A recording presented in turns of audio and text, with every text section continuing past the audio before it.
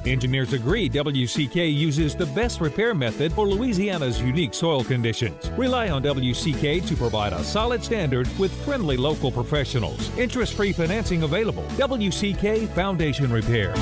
WCK Foundation Repair. WCK, a leader among peers. WCK. Did you know most homes don't have adequate insulation? This means higher electricity bills. Capital City Comfort can come and inspect your home for any spots that need extra insulation. Get ready for Louisiana summers with Capital City Comfort. Online at capitalcitycomfort-br.com. Audi of Baton Rouge presents Brock Rock and Wine Saturday, July 27th at LSU's Tiger Stadium. Don't miss the Brock Foundation's biggest night, where every sip, bite, and bid supports the safety and health care of young athletes in our community. Get your tickets today at brortho.com.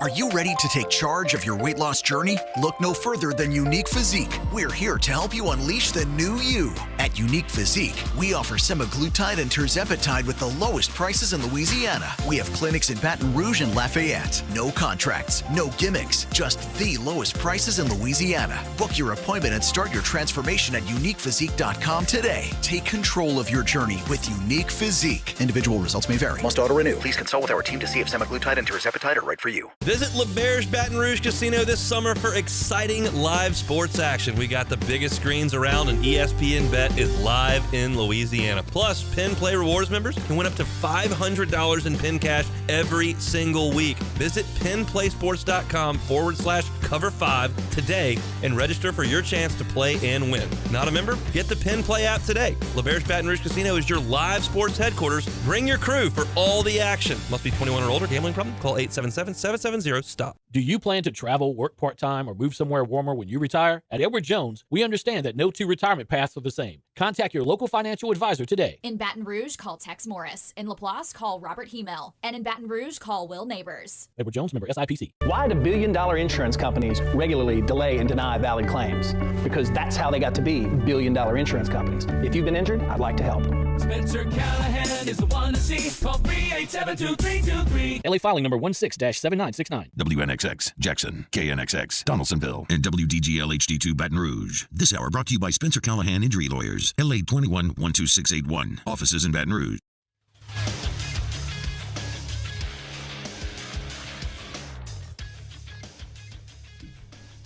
Good morning. It's 7 a.m. here on Friday, July 19th. Today in Baton Rouge, you can expect rainy skies with a high of 88. In hour one of today's show, we'll do a complete recap of the 2024 SEC Media Days, and we'll talk some LSU football recruiting as well. You can follow us on Twitter or Instagram at OTB_ESPN, and watch us on YouTube at the 104.5 ESPN channel. Hour number one of Off the Bench, live from the Mercedes-Benz Baton Rouge studios, starts now. Let we go! All-Star Toyota presents Off the Bench with Jacob Hester and T-Bob Hebert. Yeah. Off the Bench with Hester and T-Bob. Hey, they said I got to come off the bench. All-Star Toyota presents Off the Bench with Hester and T-Bob. Yo, what's up, everybody? It is Off the Bench on Friday, July the 19th. T-Bob resting, Jacob resting, did a fantastic job this week at SEC Media Days. We'll talk about that, but this is Troy LaBeouf filling in for those guys, and happy to be joined by the fearless duo, who was probably kind of like the students when the teachers were away this week. What was going on in this room when they were over in Dallas? That's Alondra and Taylor. We'll go to Alondra first. I don't know. People always ask that, and we're literally just chilling back here. Right. Taylor's like talking my ear off, and I'm not very conversational. I am, but not in the mornings. And I'm just like, but yeah, no, it's very like what you would imagine. But you guys going crazy back here. You guys are scrambling and working too. I mean. Oh yeah. I mean, it's yeah. Well, okay, you went the teacher route, so we can play off of that. Alondra was like the student in the corner trying to do her homework, and I'm like the kid that's throwing paper across the classroom. I mean, that was pretty much the vibe all week long. Yeah. Well, you guys did a fantastic job. A lot to unpack, obviously, with SEC, and I'm going to rely on both of these folks to chime in. I'm going to rely on you in the Bayou Ford YouTube chat to join in as well, because there's so much to talk about Taylor and I are going to have our takeaways from the SEC Media Days, positive and negative. We'll talk about, also, we'll listen to some more sound from Brian Kelly in the second segment. Just some of the things. I really thought Brian Kelly did a fantastic job. If you look back at I know everybody's probably heard it already, but I'm going to say it anyway. His third year in the different programs he's been in, whether it be Central Michigan, Cincinnati, took him to the Sugar Bowl in his third year. Notre Dame, played in the national championship, didn't go so well, but this is his third year at LSU. He seemed a lot more comfortable in his skin when talking about his program and where his program is now. So we'll get some of that. We're gearing up for football. LSU will be reporting in a couple of weeks. It's right there, but so much is going on with this LSU baseball team. We're going to have to get Koki Riley on. I think at 8:15 we'll have Koki of the Advocate to break down with Jay Johnson. When Jay Johnson drops the Tiger on Twitter X, you know something's coming, and he's dropped it quite a bit in the last couple of weeks. They have really revamped that lineup, that complete roster, and then you get Bear Jones news. So a lot is going on. You pick up one of those coveted lefties. You take it from Texas A&M, your brethren in the SEC.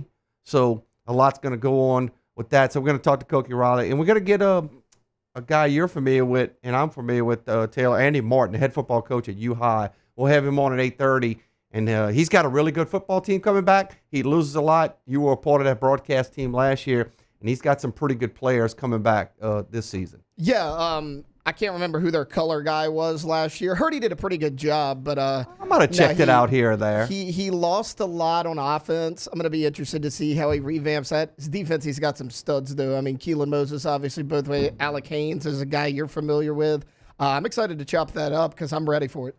Quarterback, too. A lot of people don't know this young man, but I'm telling you, he transferred in from Mississippi, I believe. Yeah, Neil Picarella. Older sister does some work for us here at Guarantee Media, Gia Picarella. Really good kid, smart kid, makes all the right reads. It was his first year starting last year at U High. He was kind of in that quarterback battle at the beginning of the year with Garrett Graves Jr., but, I mean, he grabbed a hold of that by the third week, and he's going to have a really strong senior season. So we'll talk to Coach Andy Martin. Does a fantastic job at U High. Lost a tough one last year. They went 11-2. They lost to St. Charles 10-7, deep in the playoffs. So we'll talk to Andy Martin. We'll also talk, obviously, again, a lot of SEC stuff. There's some national topics we want to bring up as well in a second. And then in the third hour, we'll talk a little bit of NFL.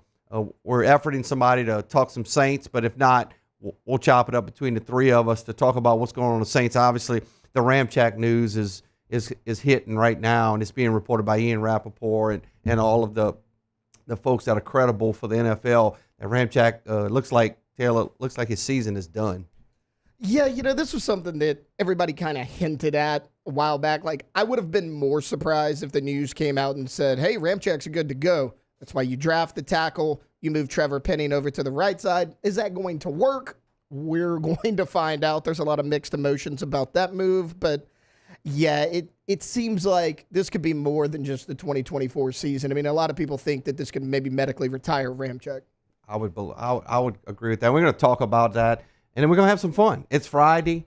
I asked both of them we were going to drink today because I think y'all drink on Friday sometimes, but I don't. Hey, you send me on a beer run. It all depends, yeah. We've sent Taylor on a beer run in the middle of the show before. Hey. So he would do it. I'm not drinking. I'm drinking water. I'm just this is water. I promise you. But who knows what will happen in the last hour. But look forward to bringing you 3 good hours of sports. We're gonna get you ready for football season because football season is here. Both of you guys, I'm assuming, will be involved with LSU football game day and everything. So I know y'all are gearing up for that. This is the last little deal, I think, for the coaches, the college coaches who work 365 a year to get that final breath before they jump into it. So let's jump into it right now in this first segment, Taylor. Your takeaways from SEC Media Days. I'll let you go first. I like to start with a positive, so that's why I'm going to start with Eli Drinkwitz, Troy. He blew me away at SEC Media Days this year. I get it. He's coming off of a great season, exceeded a lot of people's expectations. But our guy lost a lot. First off, you lose Blake Baker and Kevin Peoples, which those around the LSU program know how good of a recruiter Kevin Peoples is. That's a bigger loss than maybe they're painting it nationally. Blake Baker, obviously, they were 150th ranked defense. In his second year, they were top 35.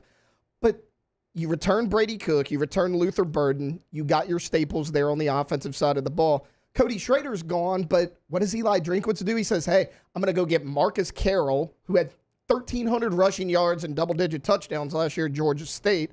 I'm going to go get Nate Noel from App State. They're going to kind of share that running back duty because you're not going to replace a Cody Schrader 1 year after he leaves. So it's going to be a little bit of a running back by committee. And again, I just mentioned you lose a Blake Baker, you lose a Kevin Peoples, which is huge. But he brought in Corey Batoon to run his defense. He was in there at South Alabama a couple years ago.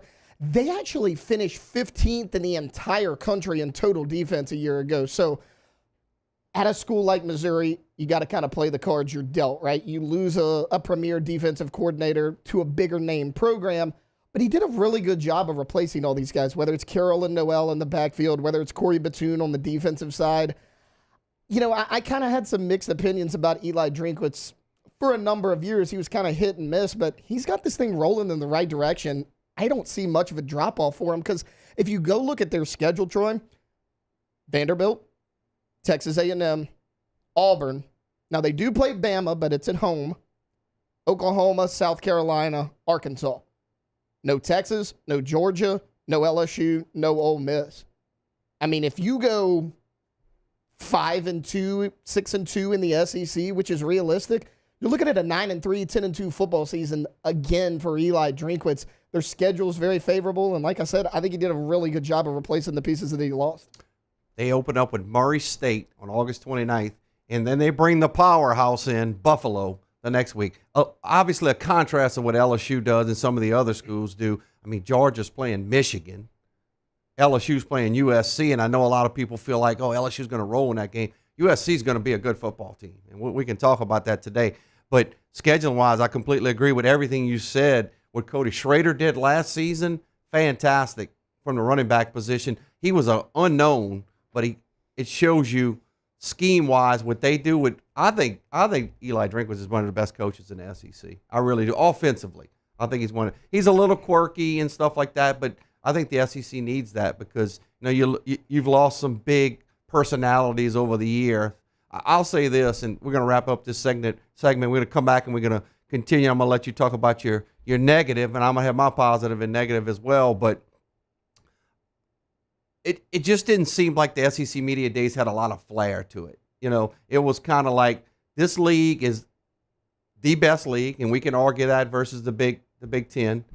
But I think there's going to be a lot of balance in this league. I think there's going to be a lot of teams that may beat up on each other. I don't see it being so top-heavy. I know Coach Saban, who, by the way, did a fantastic job, I thought, on the desk. We can debate that, but I thought he did a really good job. He picked Georgia and Texas, which probably pissed off a lot of the Alabama faithful. So, but I thought it was pretty hum-ho, if you will, as far as there was nothing really crazy that came out of the SEC Media Days this week. Yeah, because, I mean, who are the two teams that everybody's going to watch? It's Texas and Georgia. We're already familiar with Sarkisian with his time as the OC at Alabama. Brent Venables is not an exciting, fiery coach, so it was watered down a little bit this year. But you were talking about Drinkwitz kind of, having that personality, but when you're at Missouri, you're still always going to fly under the radar. It's just it's a unique situation that Drinkwitz is in. You were talking about him opening with Murray State. Troy, there's no way this team doesn't start 4-0. Murray State, Buffalo, Boston College, Vanderbilt. And then Boston College is your big matchup before the SEC play. Yeah, and then you have Texas A&M. That's at home. Auburn's at home. Alabama's at home. Oklahoma's at home. All of their toughest SEC games. Your road SEC games are South Carolina.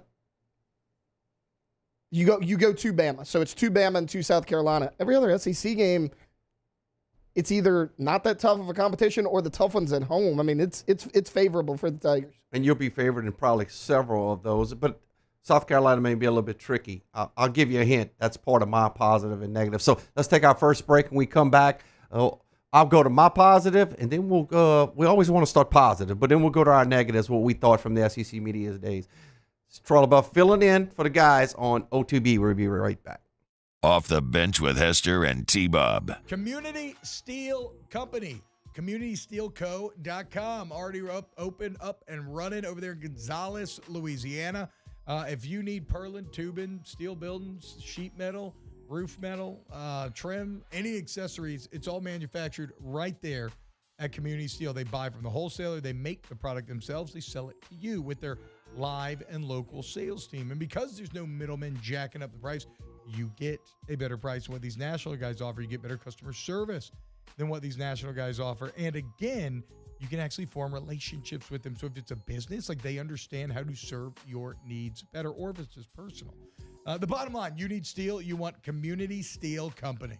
Go to the website, communitysteelco.com, and like T said, they've already been in the building. They are ready to go in Gonzales, Louisiana. So go see them today. But if you're in a different area, but you need their help, 225-647-2020, communitysteelco.com. Our listeners fire off their opinions on the jimsfirearms.net hotline at 499-1045. Keep listening for your next chance to shoot us your thoughts with the jimsfirearms.net hotline on 1045 ESPN Baton Rouge. There it is, the extra mile, on the border of expected and extraordinary for those willing to go further, like vans customized for work or play, with safety and tech to keep you connected. Supported by a 5-star sales, service, and finance team. And backed by the 1-star you know. So go the extra mile. It's never crowded because so few have what it takes to go there. Mercedes-Benz Vans. Elevate brand visibility, ignite customer engagement with the power of radio and digital advertising combined. Guarantee Digital Media brings the two together as a trusted media partner in Louisiana for nearly a century. Claim your free digital audit at guaranteemedia.com.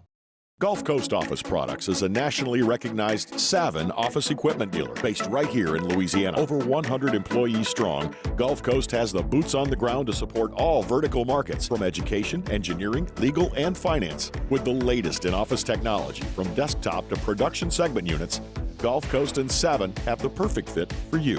Call 225-756-2644. That's 756-2644 for Gulf Coast Office Products.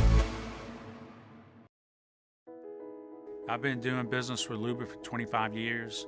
They're dependable, trustworthy. It's just the attention to detail with our clients.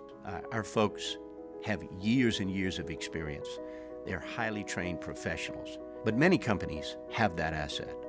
What I'd like to think makes Luba a bit different is that we use those talents in a way that truly is dedicated to serving the needs of the folks who depend on us.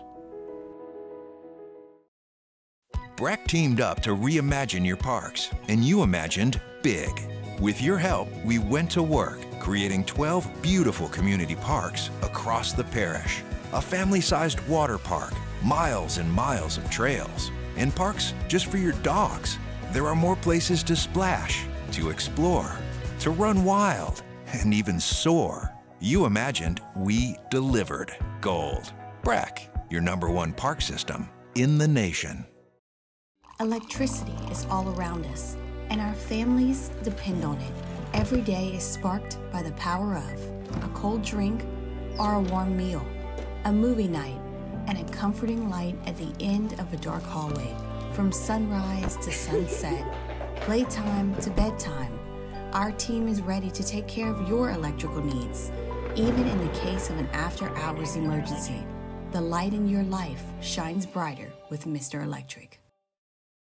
Gulf Coast Bank and Trust is giving our customers the power to bank anywhere, anytime during this challenging event. And we're right there with you. Our mobile banking. Join me for a Friday edition of the Hunt Palmer Show, presented by Cork's Cajun Fried Fish and Shrimp. Preston Guy talking LSU football, Saints rookies in action, and getting you ready for the weekend. Hunt Palmer Show, 1 to 3 weekdays, 104.5 ESPN Baton Rouge.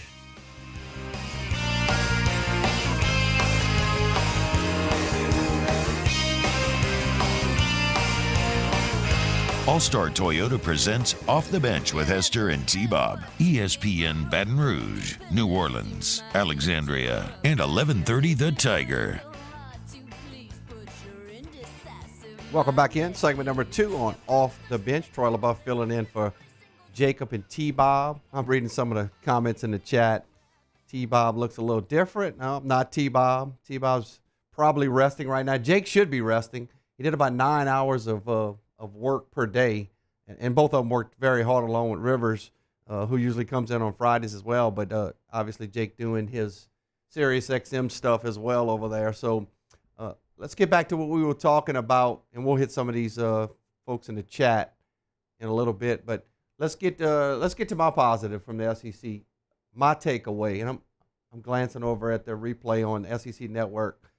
Coach Sam Pittman, this might be the last time he gets to go up there, but he's just such a nice guy, man. He's like everybody's pawpaw, who just, you go ask your pawpaw for anything, he says yes. He seems like that type of guy, but it's going to be tough. We're going to get to them a little bit today. So my positive takeaway, and this is a team that's coming into the SEC. I got the Texas Longhorns. They're my team. I think there's mixed on them. I think there's some folks that feel like that they're stepping into something that's a little bit bigger than what they're coming from the Big 12. They're going to be scrutinized. They come into the SEC, but I think Steve Sarkisian and the Horns, they're ready. He'll be a major player for years to come. They recruit very well. I got to see him in action with a live recruit in a living room with his staff. All the big guys were there, including Bo Davis, who's a defensive line coach at LSU now, but I got to see him work the room as well. This guy understands. He gets it. And I think he contributes some of that with his time with Saban at Alabama. I mean, he went to Alabama probably when he was during one of his lowest times. I know that's always a joke. It's the retirement home for these coaches that need to go over there and get re-energized and get spanked a little bit by Saban's so he can put them back in line. But I think he's a really good coach. I mean, they returned Quinn Ewers. He needs to stay healthy. He's a Heisman candidate. And if he doesn't stay healthy, we know who's coming. Arch is coming. And some people have their opinions on Arch that they don't think just because of his last name he gets the accolades that he gets. But I think he's a good player. Now, we'll see. He's slated to be the starter next year, I assume. But if you look at who Texas plays this year, I mentioned it earlier. They play Michigan. They're not running away from anybody. They're going to play Michigan on September the 7th, and they're going to play Georgia on October the 19th. So that's going to be a matchup. Obviously, game day is going to be at that one, I'm sure. They host Georgia on October 19th. I think every other SEC game, I think Texas is going to be favored in every other SEC game. My prediction, I think Texas can finish 10-2 or 11-1. They don't play LSU. They don't play, we mentioned Mizzou earlier. They don't play Ole Miss, who I think is going to be very good this year. I just think stock is up for Texas coming into a difficult situation, but I think they're ready for it. Yeah, and I mean, a lot of fans around these parts aren't going to want to hear it. Texas is ready for this. Steve Sarkisian has built up that program. I think their D-line, despite the fact that they had some guys go to the NFL, is going to be better this year than it was a year ago. I think their whole front seven is going to be better. And you lose Xavier Worthy, you lose A.D. Mitchell, but they bring in Isaiah Bond, who was a hot commodity in the transfer portal out from Alabama. Jonathan Brooks, the running back from a year ago, is gone. They had solid backs behind him. You mentioned Ewers. Arch is right behind him. And, Arch is kind of in that weird situation where it's like everyone says he's overrated because of his name. Now he's kind of underrated because of his name. I think Arch Manning is a really good quarterback. I really do. I mean, you see what he did from just his first spring game just to this past year. I mean, it was a 180. Times we haven't seen much of him on the field, but I think he has all the ability in the world. I think they're going to be fine. I think Texas is ready to roll year one under Sarkisian.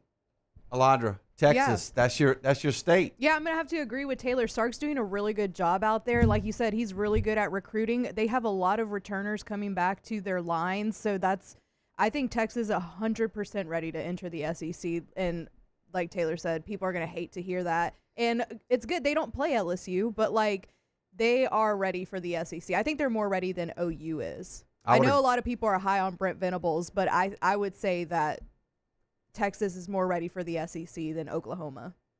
Guys, I'm telling you, I watched Sark work that room. I saw how he spoke to the recruit. That wasn't just a show. He has learned. I mean, he had the Atlanta Falcon thing. He's with Washington and all that good stuff. But the guy understands. He's got a good staff. His running back coach is from Louisiana, so they have ties here. He's got a really good defensive coordinator. I can't say his last name. It's a very long Polish last name, but he's a really nice guy who gets fired up. And they hit the portal hard. They got some players coming in. And if you look at the rankings for 2025, the recruiting rankings, they're right up there with Ohio State, Alabama, Georgia, LSU. We're going to talk some recruiting about LSU today. They did, wow. What they're doing right now is amazing. They got to continue to do that. So that's our two positives.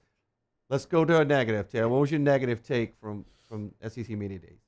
If Jake Hester was here, he'd be smiling from ear to ear. The Florida Gators, man. Yeah. Billy Napier just sounded like a defeated person standing up there. I mean, we talked about the confidence in Eli Drinkwitz. Oh, I lost all these players. I brought them in. I got an easy schedule. It could not be more opposite for Billy Napier. I actually think X's and O's, Billy Napier is a good football coach. I don't think he forgot how to coach, but he was brought into a bad situation, and I think the wheels are about to fall off for him out there in Gainesville. They couldn't run the ball last year, and then what happens? You lose Trevor Etienne to your biggest rival in the Georgia Bulldogs. Now, you still have Montrell Johnson. He's not Trevor Etienne. Graham Mertz was good last year. I think he was solid. He didn't make a ton of mistakes.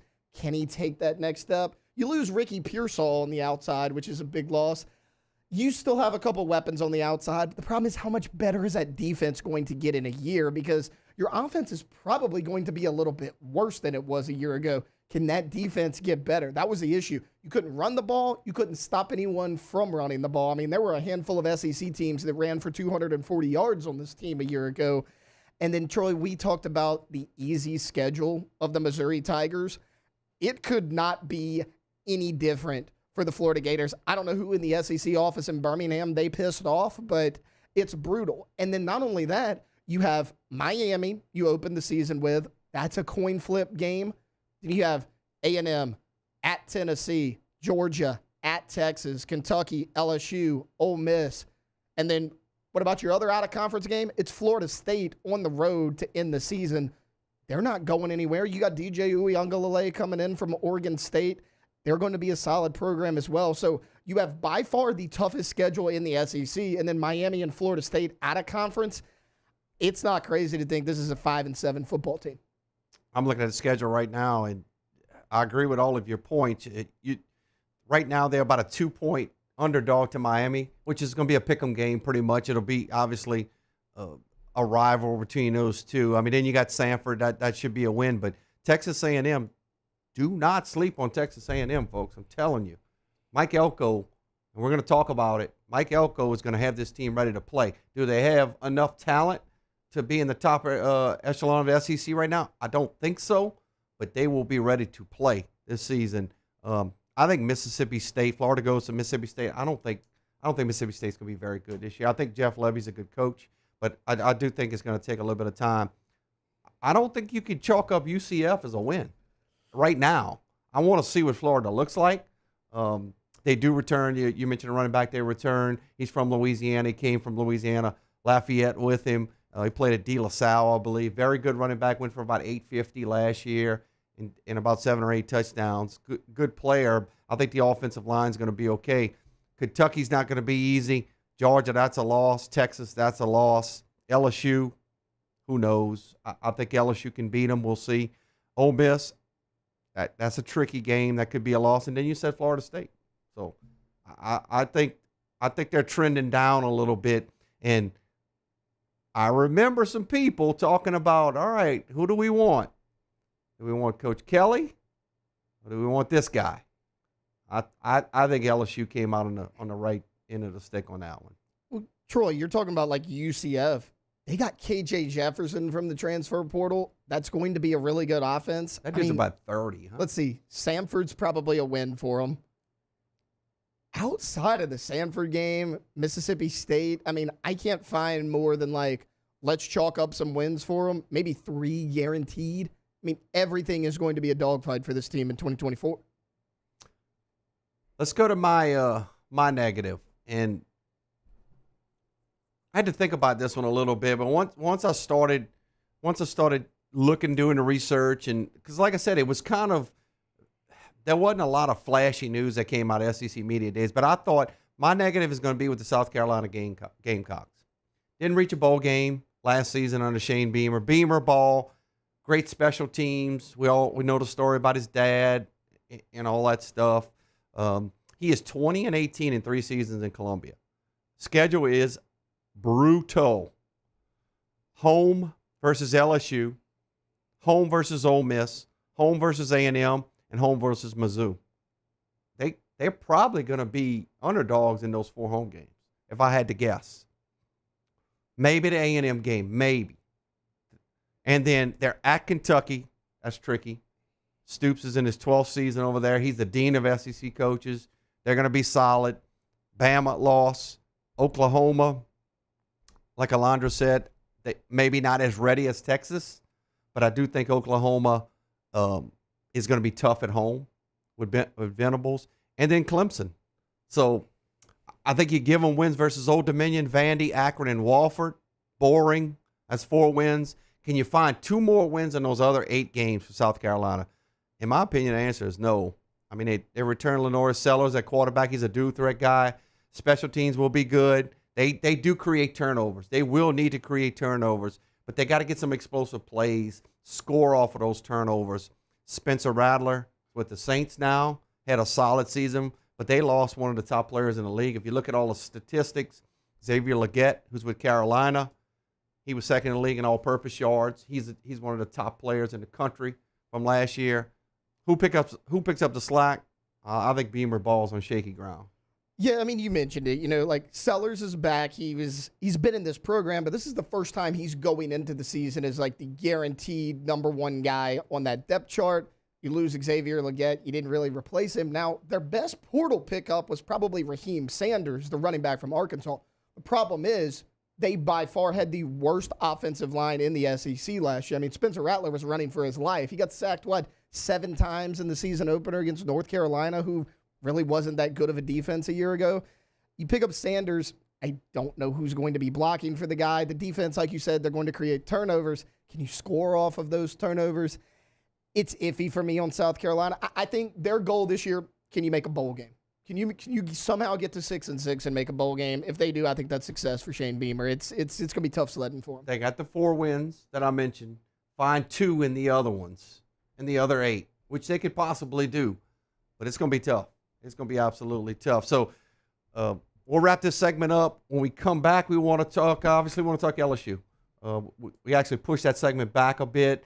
We went 2 segments on our positive and negative. We do want to get to LSU recruiting. We'll get to that as well because LSU's on a hot streak right now. They're one of the top teams in the country for 2025. Don't go anywhere. We'll take a break. This is OTB. Off the Bench with Hester and T-Bob. Hey, go to All-Star Toyota of Baton Rouge.com. Speaking of vacations, we took a lot of vacations here on this show between T-Bob and Taylor. If you're going on a vacation, you should rent a Toyota from All-Star Toyota. Everything's available, right? If you need a truck, multiple options. If you need a midsize SUV, multiple options. If you need a full-size SUV, van, hybrid, whatever, well, you can get that done because everything that you see available as far as a new vehicle or a vehicle that you can lease is also available in the rental department. Again, you don't find that anywhere else, but you'll find it over at All-Star. Call Miss Lisa Sessions today in that rental department to get that scheduled and reserved. But also, why would you not go check out the new vehicles and the leases? I've taken advantage of leasing a Toyota from All-Star. It's been an incredible process, very easy.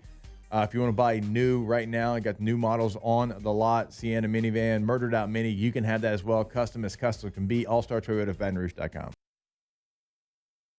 In times of need, get a full list of phone numbers, websites, and other important emergency information on the Demco Stormwatch page at 1045ESPN.com. There's nothing chill about a hot, sweaty line. Unless you add Mountain Cold Refreshment. Coors Light. Choose chill. Value Ford has $10,000 off F-150. $10,000 off the new 2024 Ford F-150. And all new Value Ford vehicles come with a 7-year, 100,000-mile warranty. The crew at Value Ford is going to do right by you.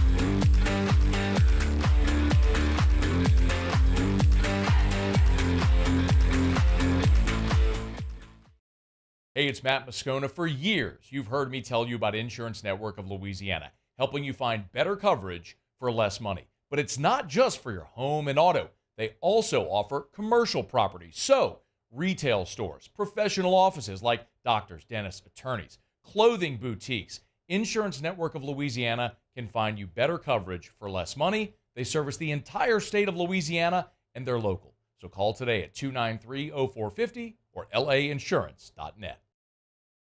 Jerry and Benny Payne began Central Plumbing Company out of their driveway in Tanglewood subdivision. 50 years later and 4 generations down the road, we continue to serve Baton Rouge and the surrounding areas for all of their plumbing needs.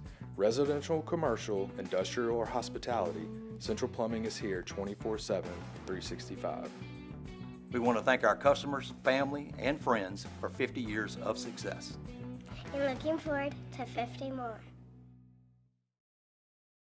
Farming is a way of life for us. It's not something we get up in the morning and dread going do. It's just something we go to bed at night looking forward to getting up to go do.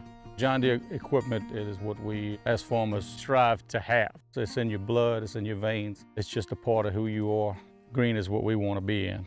The other tractors were acquired to patch it up to get to where you want to be. Where we want to be is in John Deere. Flip the switch and learn more about what it means to be powered by sunshine at sunequip.com. Gulf Coast Office Products is a nationally recognized Saban office equipment dealer based right here in Louisiana. Over 100 employees strong, Gulf Coast has the boots on the ground to support all vertical markets from education, engineering, legal, and finance. With the latest in office technology from desktop to production segment units, Gulf Coast and Saban have the perfect fit for you. Call 225-756-2644. That's 7. So join us for Friday's AFR presented by Don Juan's Cigar Bar. Matt is back from Media Days. The Riot Radio Hours return, LSU recruiting news, and some Saints roster moves before training camp. Friday's AFR 3 to 6, 104.5 ESPN Baton Rouge.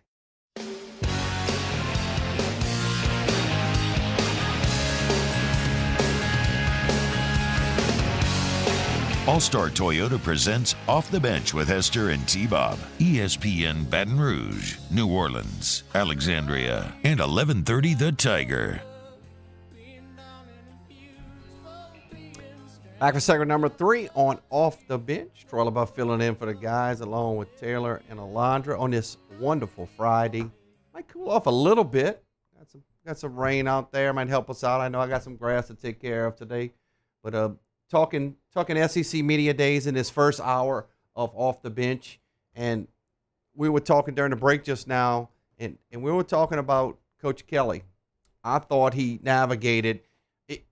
If you look and you Google his name for SEC Media Days, there's a lot of positive reviews for Coach Kelly in his third year. There's not a question that they threw at him that he wasn't ready for or witty and quick enough to figure out how to navigate that question. I know we got some sound from Coach Kelly. Let's take a listen. This will be the deepest team that we've had. So I don't know what that's going to be relative to the expectations. All I can do is continue to work towards what our process is, and then whatever those outcomes are going to be evaluated externally. And I don't control those. I control what our process is and how we go to work every day. And I can tell you, in year 3, I've had really good success with getting our football team to be the most accountable, the most trusting team that I've had here at LSU. And that's usually been pretty good at my other stops. That's pretty confident. I mean, and he should be. I think he's got some veterans in a lot of positions. And if you look at teams in the past for LSU that have been very good, and Jacob was a part of one, and T-Bob was a part of one, where were they good at? I think one part is taken care of, and that's the offensive line, Taylor. Yeah, for sure. This might be best offensive line, and it probably is the best offensive line that LSU's had in probably 10 years. I would say really till that 2011 team. This might be the best unit they've had since then. You know, he talks about the depth, Troy, and I mean, you could go position by position and see it. I mean, look at receiver. Everybody's like, oh, well, outside of Kyron Lacey, there's a question mark. Yeah, but you also feel good about 5 or 6 guys. I mean, I think Chris Hilton's going to be one of those guys. you bring in a C.J. Daniels, but like Aaron Anderson's still there. Shelton Sampson was a 5-star coming out. They like Kyle Parker. Jelani Watkins is breaking every track record in the state of Texas. He'll be here in a couple weeks as well. There are 7 or 8 guys at really every single position that you feel good about. And I mean, outside of Nussmeier, you bring in A.J. Swan. He'll be a solid number 2 quarterback. He has SEC experience. Running back, I think they're fine. I think they got the bodies there to make it work. And then when you look defensively, nobody has stood out at corner, but like if Ashton Stamps can take that next step, if P.J. Woodland can put on some weight, if Zy Alexander can return from injury, 3, 4, 5 of those guys step up and show they got something, then you pretty much got depth everywhere. I mean, the biggest question is obviously defensive line, but you've tried to shore it up as much as you could. LSU gave up, back to the offensive line point, LSU gave up 22 sacks last year in a 12-game season. Really, if you throw the bowl game in there as well, 13-game season. So all of those guys come back except one. DJ Chester takes over at center. Obviously the thing that concerned everybody was the defense. Is the defense fixed? Sacks by LSU, middle of the league and number 8. They had 31. Got to get more pressure because the defensive backfield really got cooked on a lot. And that all correlates not just how good are those guys to cover, what are those guys doing up front defensively? So part of my equation is LSU's offensive line is really good. There's so many unknowns about the LSU defensive line. Well, Brian Kelly says that they've brought the defense to championship level, so we can listen to that. So the challenge this year for us going into the offseason was to make the kind of strides to bring our defense up to the standard necessary to play for a championship. And we feel like we've done that. Obviously, we've got a little bit more work to do with our preseason, and our opener will certainly test us when we open up against USC. Tigers were third to last in the league in opponents' first downs. So a lot of times they never could get off the field on third down. Never could get off the field on third down. Only worse than them was South Carolina and Vanderbilt. You look above you. Everybody else is above you. So you got to figure out a way to create some pressure. Taylor, you talked about Blake Baker from Missouri. I think he's a really good coach. I think he's a player's coach. I think he's a guy that people trust. For this defense to be good this year, the players have to trust you. Take it from somebody that is coached. If they don't trust you, you can have the best scheme. You can draw up the best versus every single offense in the world. If they don't trust you, you're not going to have the full buy-in. At one point last year, they were the 133rd ranked defense. I know it's a tall ask, but at the same time, I'm not asking this team to be a top 25 defense. Can you get to top 50, top 60? Because, I mean, we expect the offense to take a little step back without the explosive playmaking of Jaden Daniels. I still think they're going to be really good. If you have a top 10 offense, once again, like, what would LSU have been last year if they had the 60th ranked defense in the country? Playoffs? They're in the college football playoff. I mean, can you do that? Can you get into the top 50, the top 60? I think we have the right guy to do it. Definitely next year. But, I mean, if Kelly's as confident as he is about, hey, year 3 is the year, we'll see where this defense goes. Obviously, it can only be up from here. But I think that top 50 is kind of the range we need to be shooting for this team to make that playoff run. Offensively, what would y'all guess be? What did LSU average per rush last year? Per rush attempt? Yes. Oh, 7 yards, 6 yards? 6.2. Best in the conference. That is getting a first down every 2 rushes, more than a first down every 2 rushes. Tennessee ran it at 204 yards a game on the ground, 0.8. LSU was at 204.5. Now, the argument is the quarterback was a big part of that. He's out of the equation. Nussmeier's not a quarterback that's going to run like the Heisman Trophy winner did. But I think you mentioned, I think the running back room is deep enough to be able to take some of that slack up. Because Nussmeier's he's going to be able to throw the football. He's going to be able to keep defenses honest. But I was surprised to see. I knew they rushed the football well, but that's always a stat you look at as a coach. What do we rush? What do we give up They gave up 161 yards on the ground per game. That was second to last in the league. Vanderbilt's last in everything. Vanderbilt was behind them. So that's gotta get better. I mean, you gave up 4.5 yards a rush. Texas A&M had the best defense at 3.4. So that's gotta get fixed. Well, I mean, who were the most sought-after coaches that everyone was going after this offseason? It was probably Blake Baker and Bo Davis. You got both of them. Baker's going to coach the linebackers. Bo Davis is going to coach the D-line. You're trying everything you can to shore up that front seven. On the offensive side, Joe Sloan said this a couple months ago. I was actually filling in for Jake and T-Bob the day he did it. He was talking about, I want to use Nussmeier's ability to throw, the short passing game, and the tight end specifically as an extension of that running game. They just brought Mason Taylor to SEC Media Days. He's going to be a huge part of this. Those little 2-3 yard out routes, they're going to use that as an extension of the running game.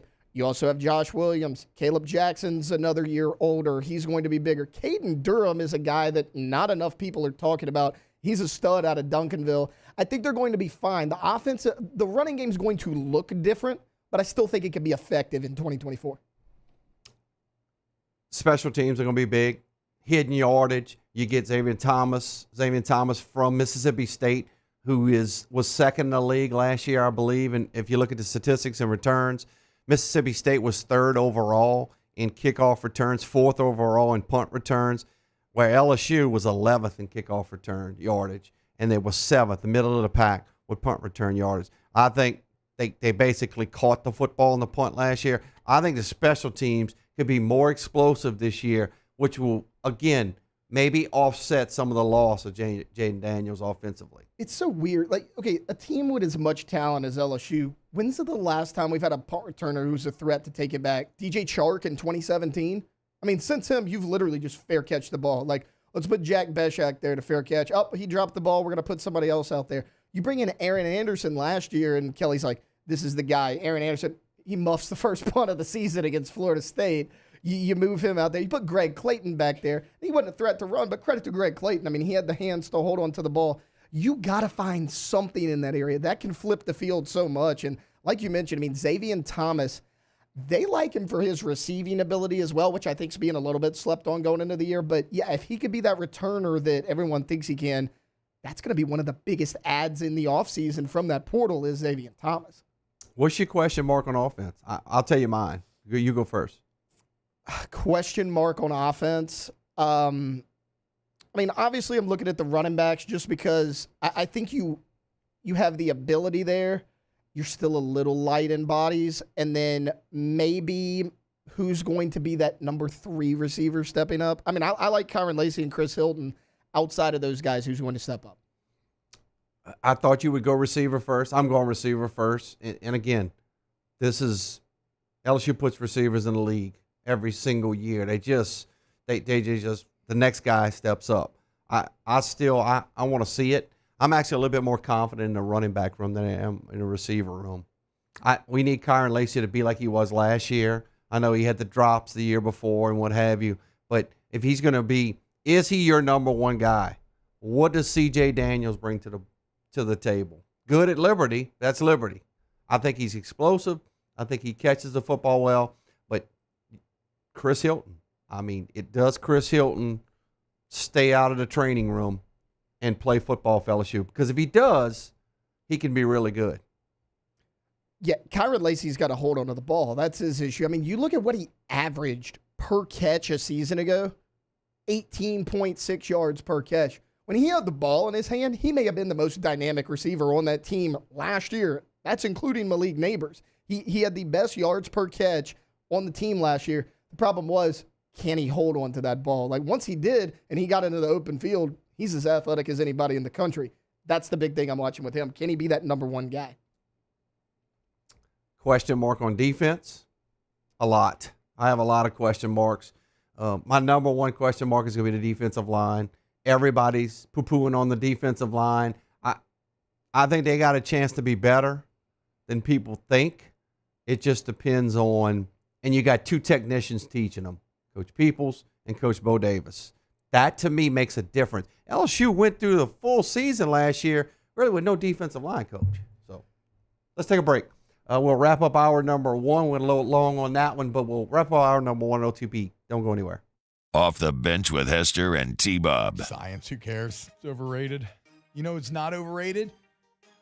Tommy's Windows, Doors, and Siding. That's right. You go to GEAUXTommys.com, GEAUXTommys.com, and you take advantage of Tommy's 27 years of experience. Now, 7 years ago, after 2 decades of working in this business for another company, so you know what? I'm going to go and strike out on my own. And, well, all 7 years, Tommy's is taking away the Angie's Service Award, and that's because everything is about how they treat the customer, the integrity, the dependability, the efficiency of the work before, during, after. And that's why, don't take my word for it, let Tommy prove it to you. Make him one of the 3 bids on your next project. So science might be overrated, but Tommy's properly rated, winning that Super Service Award every year since 2016. Check out the website for a gallery of testimonials, what they can do for you. Go Tommy's, GEAUXTommys.com.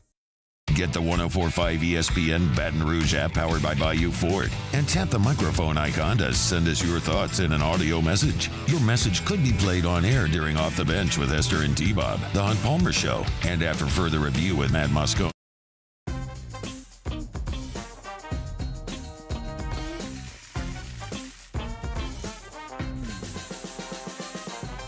The best kept secret in town is out. Discover Tallulah at the Renaissance Hotel on Bluebonnet.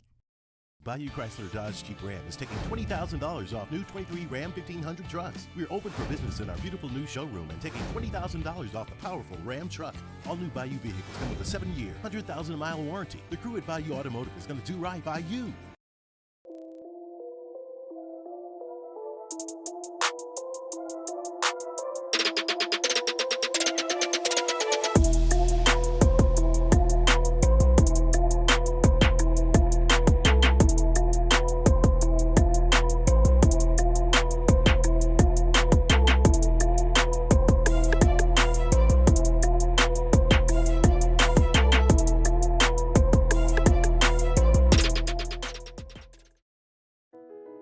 I've been doing business with Luba for 25 years. They're dependable, trustworthy. It's just the attention to detail with our clients. Our folks have years and years of experience. They're highly trained professionals, but many companies have that asset. What I'd like to think makes Luba a bit different is that we use those talents in a way that truly is dedicated to serving the needs of the folks who depend on us.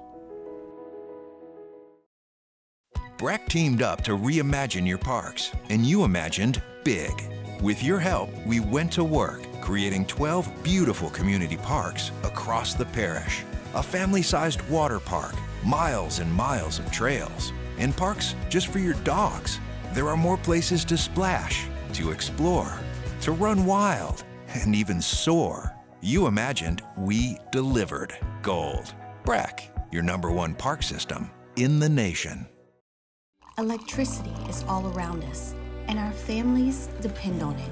Every day is sparked by the power of a cold drink or a warm meal, a movie night, and a comforting light at the end of a dark hallway. From sunrise to sunset, playtime to bedtime, our team is ready to take care of your electrical needs. Even in the case of an after-hours emergency, the light in your life shines brighter with Mr. Electric.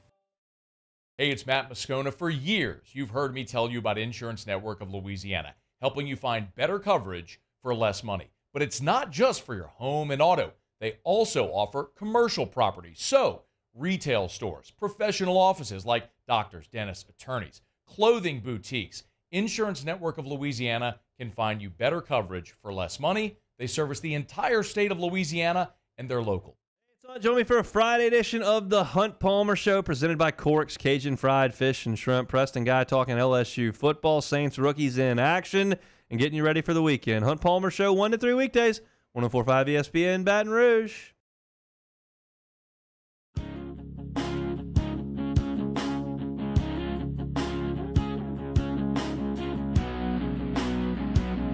All-Star Toyota presents Off the Bench with Hester and T-Bob. ESPN Baton Rouge, New Orleans, Alexandria, and 1130 The Tiger. Final segment of hour number one. It's be a quick one, not a little clock malfunction by me. Got a little long on the last segment. We have about 3 minutes here. As I wanted to talk about Ross Dellinger's article yesterday, a $250 million price tag, how SEC coaches will pay their football players. And Brian Kelly was quoted in the article. LSU's looking at about a $14 to $17 million price tag. We were just talking about it, Taylor. Look, do I think the players deserve everything? Yeah, because they are producing millions of dollars for the university. But this is going to be, can everybody in the SEC keep up, with the new members coming in with this type of price tag that's going to be coming with this, what's coming down the pipe? I mean, it's employee payroll, right? And I was telling you about the Kirby Smart thing. He was saying, hey, with all my guys getting into trouble, racing cars, DWIs and all that, he mentioned like, hey, could we push back some of their NIL checks? He had so much blowback. People freaked out. You can't do that. You can't treat these kids like employees. I'm like, that's exactly what you're doing right now. I mean, that's what this revenue sharing is. Yeah, give them a piece of the pie, but take the good with the bad. You're right. Like, some of the power has to go to the players. Some of it has to go back to the schools. Where do you balance that and which teams can keep up?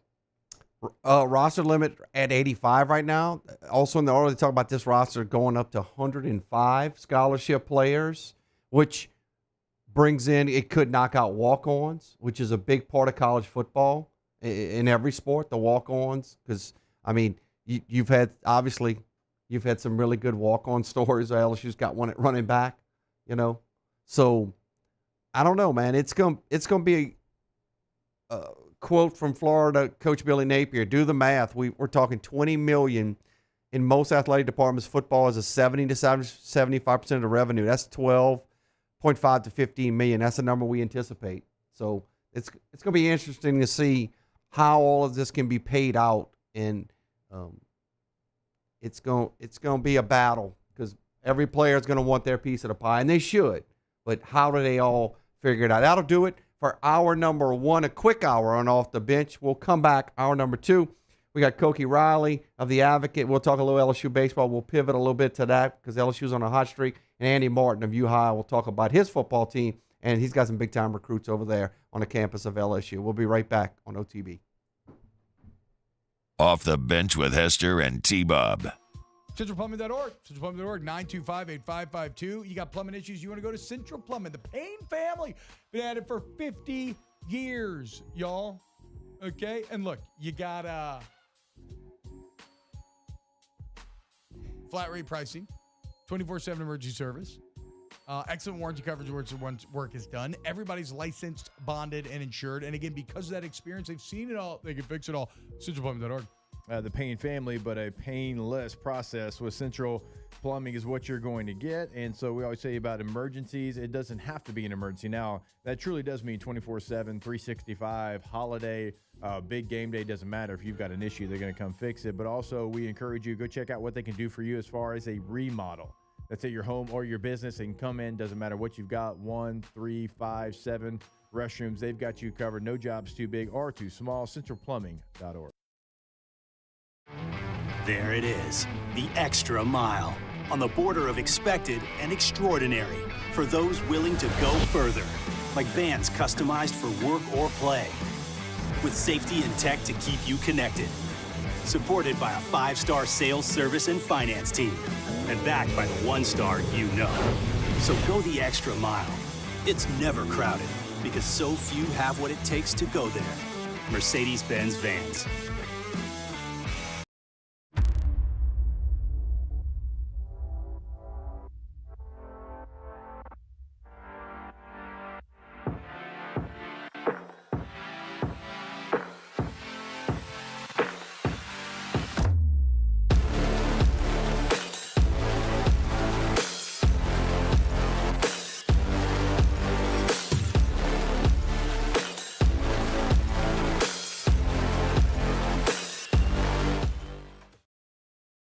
Jerry and Benny Payne began Central Plumbing Company out of their driveway in Tanglewood Subdivision. 50 years later and 4 generations down the road, we continue to serve Baton Rouge and the surrounding areas for all of their plumbing needs. Residential, commercial, industrial, or hospitality, Central Plumbing is here 24/7, 365. We want to thank our customers, family, and friends for 50 years of success. And looking forward to 50 more. Farming is a way of life for us. It's not something we get up in the morning and dread going do. It's just something we go to bed at night looking forward to getting up to go do. John Deere equipment is what we as farmers strive to have. It's in your blood, it's in your veins. It's just a part of who you are. Green is what we want to be in. The other tractors were acquired to patch it up to get to where you want to be. Where we want to be is in John Deere. Flip the switch and learn more about what it means to be powered by sunshine at sunequip.com. Gulf Coast Office Products is a nationally recognized Saban office equipment dealer based right here in Louisiana. Over 100 employees strong, Gulf Coast has the boots on the ground to support all vertical markets, from education, engineering, legal, and finance. With the latest in office technology, from desktop to production segment units, Gulf Coast and Saban have the perfect fit for you. Call 225-756-2644. That's 756-2644 for Gulf Coast Office Products. I've been doing business with Luba for 25 years. They're dependable, trustworthy. It's just the attention to detail with our clients. Our folks have years and years of experience. They're highly trained professionals, but many companies have that asset. What I'd like to think makes Luba a bit different is that we use those talents in a way that truly is dedicated to serving the needs of the folks who depend on us.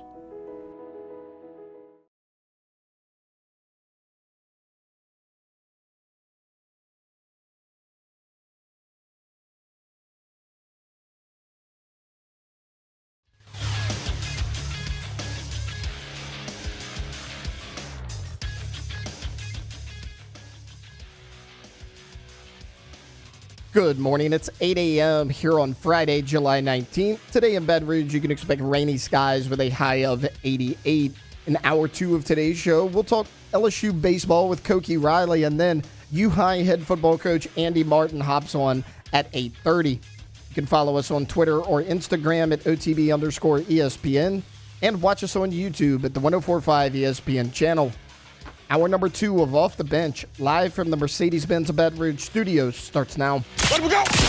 All-Star Toyota presents Off the Bench with Jacob Hester and T-Bob Hebert. Yeah! Off the Bench with Hester and T-Bob. Hey, they said I got to come off the bench. All-Star Toyota presents Off the Bench with Hester and T-Bob. Yo. Welcome in to hour number two of Off the Bench on this Friday, July 19th. Happy to be filling in. I'm Troy LaBeouf filling in for T-Bob and Jake. Happy to have these two with me, Alondra and Taylor, pressing all the buttons, getting involved in the show. I see people are starting to wake up in the chat a little bit, guys. The Bayou 4 chat, get involved in there. We're going to talk some LSU baseball with Koki Riley. Jay Johnson's on a heater. He's dropping Tigers every day on Twitter X to see what's the next move with the Tigers. So he'll get us up to date on that. We'll get Andy Martin at U-High. Taylor, you covered those guys last year. They got one of the best football teams returning. They do lose a lot, but they got some big name players on that campus right there at LSU that obviously Coach Kelly and his staff have their close eye on. They do have a commitment from one of them.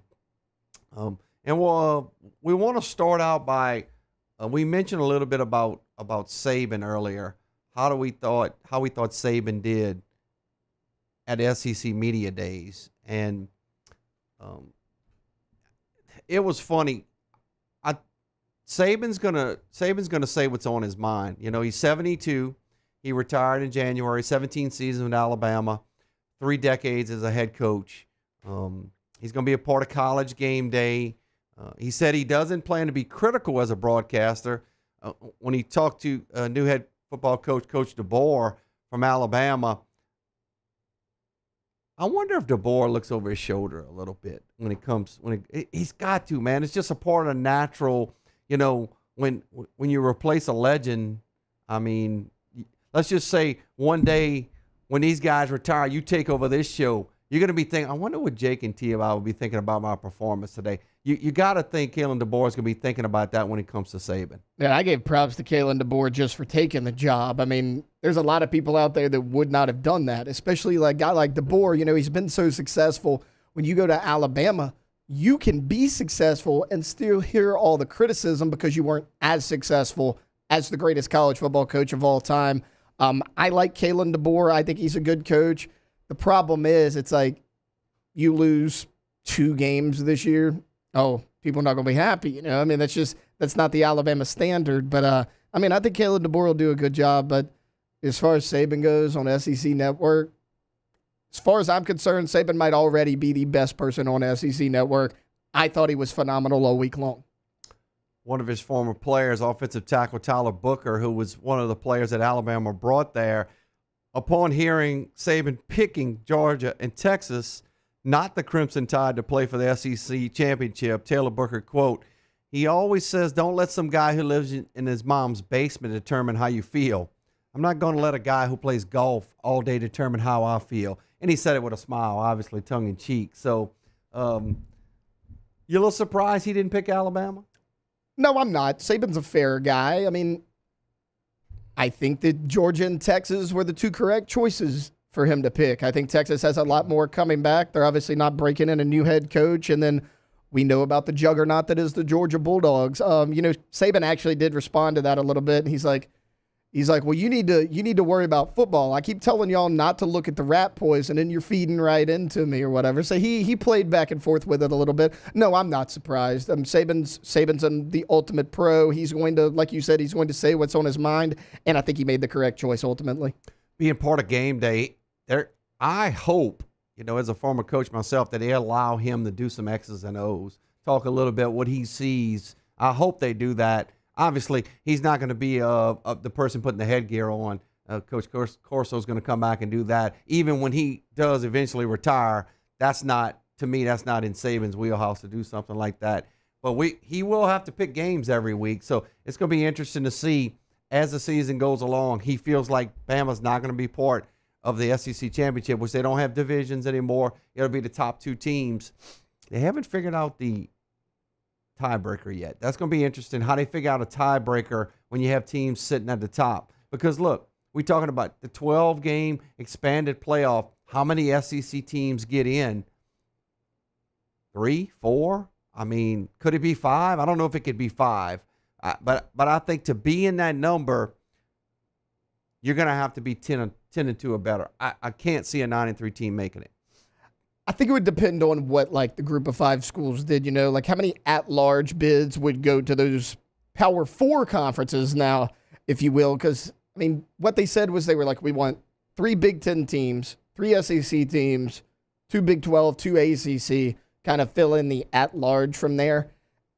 If everything fell right, you know, we've seen crazy things happen before. LSU was a 2-loss national champion in 2007. Everyone talks about how crazy that season was. It has potential to do that. I think that there's a lot more talent across the board at every school than ever before.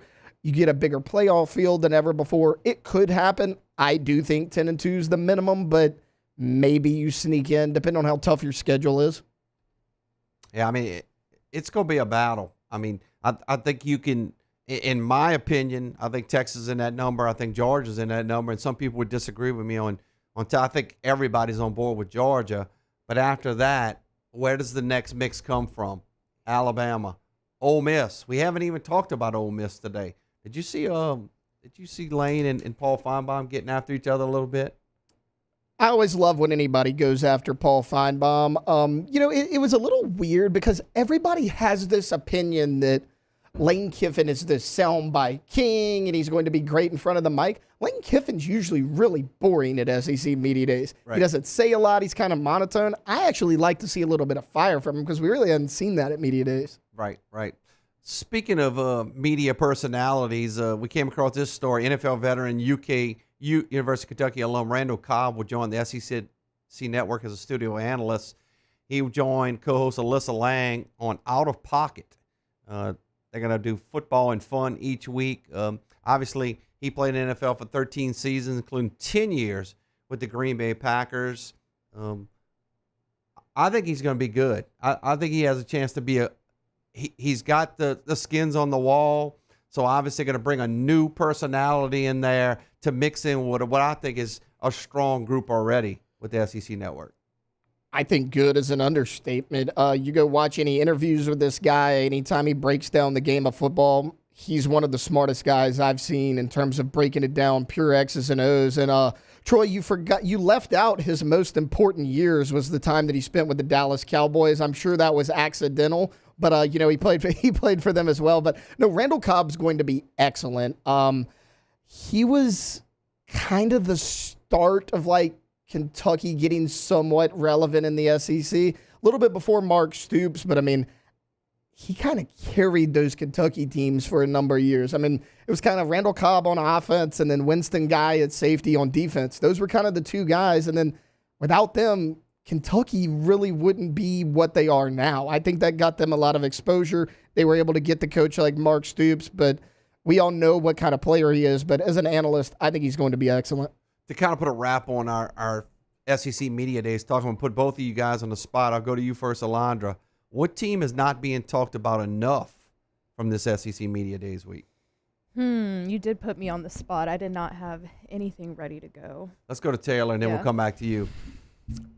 I got mine in mind. Yeah. So do you want, what team you think is being slept on? Just from everything you've heard, all of the interviews that the folks from ESPN did this week, 104.5 ESPN. Strictly because I trust what he can do as an offensive coach, not necessarily the talent he has there. I don't know if Auburn's going to be quite as bad as everybody says they are. Peyton Thorne's decent. I think Hugh Freeze is a great offensive coach. I think he's going to kind of have, he kind of got thrown into it. He's a little bit of a late hire last year. He kind of had to roll with the punches. This is his first full offseason as head coach. I think he's going to have the offense that he wants. If he can get the defense shored up, I don't think they're going to win anything of any substance, but they're going to be a scrappy team. They're going to be a tough out for people who play them because I think Hugh Freeze is a good coach. Alondra?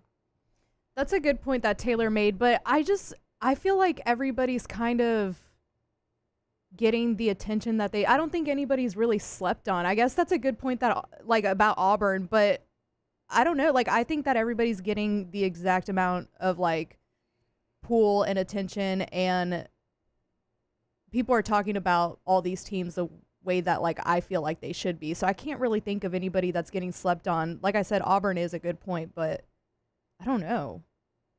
My team is Texas A&M. That's a team that we tend to hate. Yeah. But I don't think they're getting the amount of attention that they should. I do think they're being there's the roster's being revamped a little bit, but Connor Wegman returns at quarterback. If he stays healthy, I think they're pretty good right there. They're going to be a little young in the secondary. They lose some guys. Jordan Gilbert comes over from Texas A&M. He'll play at LSU. He was good in the secondary for him. But I do think Mike Elko is an excellent coach. He's a no-nonsense coach. I think Texas A&M is going to surprise some people. Looking at their schedule, they do open up with Notre Dame. That's going to be a good test. And they have McNeese State, and they're going to at Bowling Green. That's a win. So, but obviously they play Missouri, they play Arkansas, they play LSU, and they play Texas. So I think Texas A&M, when it's all said and done, is going to be better than people predict them. I didn't look to see where they were projected wins. Probably maybe in the 6 range, over and under, somewhere around there. I think it all depends on what they do on offense. Mike Elko is going to be great on defense because he's a really good defensive coach, and they have a lot of talent there. Really, you lose Jordan Gilbert and Walter Nolan. Outside of that, they lost a lot of guys, but they weren't guys you thought were going to make a big impact on this defense. As far as the offense goes, that's where it concerns me. I thought Evan Stewart was the best player on that team. He's at Oregon now. Anaya Smith's eligibility finally ran out. It seemed like he played there about 7 years. And it's weird about Connor Wegman. I think he's talented, but we're kind of talking about this during break. It's what other third-year quarterback are you still not sure what they are? Because, he got thrown in the fire as a freshman. He was up and down. He was hurt a lot of the season last year. We still don't really know what Wegman is. I think they're going to be great on defense. And to your point, I think that's what's going to carry them. But if they can figure it out on offense, a lot like Auburn, if they can get that offense figured out, I think they can sneak up on some people. I just can't get behind that. Not this year. I don't know. I can't get behind the Texas A&M being slept on. Like, they have a new coach. They've lost some pieces, and I don't know. I can't get behind that. Maybe, like, next year, but for this year, for Mike Elko's first year as the head coach, I can't get behind it. I'm always the wrong person to ask about A&M. I will admit right now, I have unfair criticism of them. Yeah, I same. believe that Texas A&M is an 8-4 team. I believe they're always going to be about an 8-4, 9-3 team. But under the right circumstances, I do think they can sneak up on people. Do I ever worry about them as like a threat to where like they're going to have sustained success? No, I don't. But they can have flashes, and I think that Elko was a safe hire, but he was also a good hire. I mean, you know, he has familiarity with that program. Far too many times Texas A&M is throwing $150 million guaranteed contracts at a guy like Jimbo Fisher with no ties to that university. A lot of people call it a safe hire, but, I mean, you know, he has familiarity with there. You were talking about him opening up with Notre Dame. His former quarterback, Riley Leonard, is running things at Notre Dame. I actually think that's a pretty good matchup for Texas A&M. He will have every answer for what they do if they can execute it. But game plan-wise, he'll have the answer. The other point I'll say is he probably wasn't the first choice. It looks like it leaked out that Mark Stoops might have been the first choice. He's making about $9 million a year at Kentucky right now. It sounds like they threw a pretty big number at him, the Kentucky coach. So he may have a little bit of chip on his shoulder. He made a comment I thought was interesting, Mike Elko.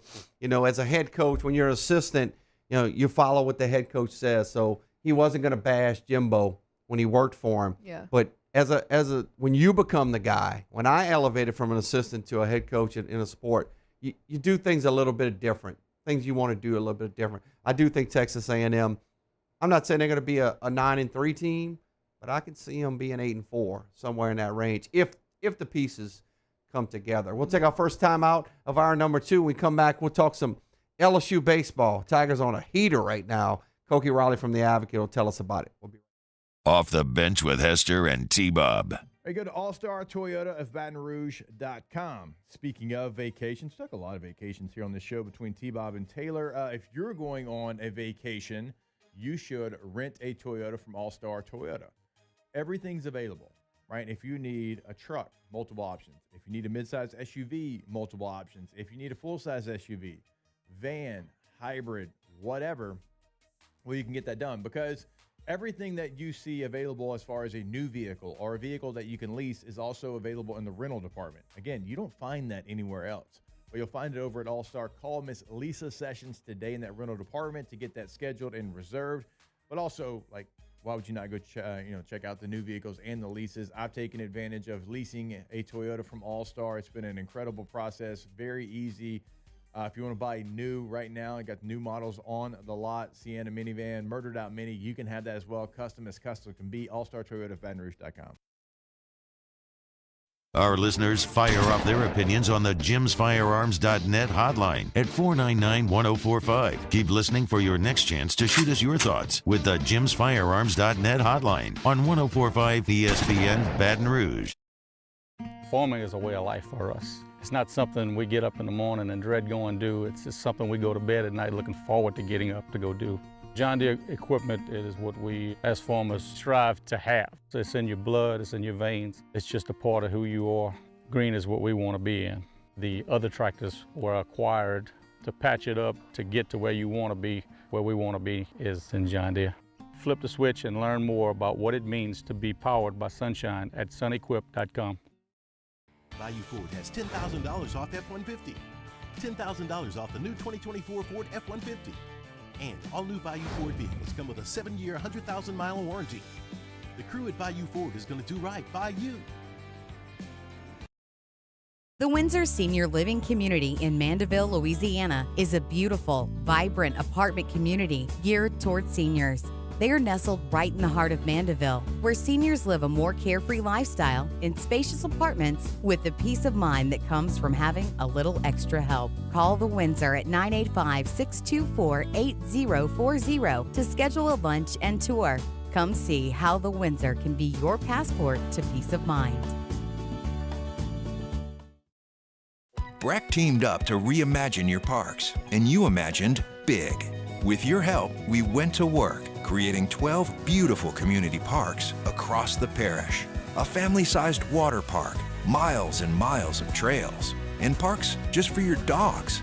There are more places to splash, to explore, to run wild, and even soar. You imagined, we delivered. Gold. BRAC, your #1 park system in the nation. Electricity is all around us, and our families depend on it. Every day is sparked by the power of a cold drink or a warm meal, a movie night, and a comforting light at the end of a dark hallway. From sunrise to sunset, playtime to bedtime, our team is ready to take care of your electrical needs. Even in the case of an after-hours emergency, the light in your life shines brighter with Mr. Electric. Hey, it's Matt Moscona. For years, you've heard me tell you about Insurance Network of Louisiana, helping you find better coverage for less money. But it's not just for your home and auto. They also offer commercial property. So, retail stores, professional offices like doctors, dentists, attorneys, clothing boutiques. Insurance Network of Louisiana can find you better coverage for less money. They service the entire state of Louisiana, and they're local. So call today at 293-0450 or lainsurance.net.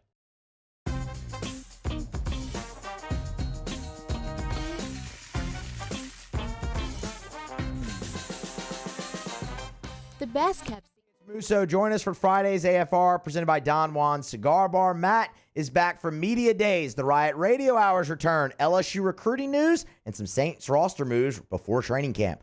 Friday's AFR 3 to 6, 104.5 ESPN Baton Rouge.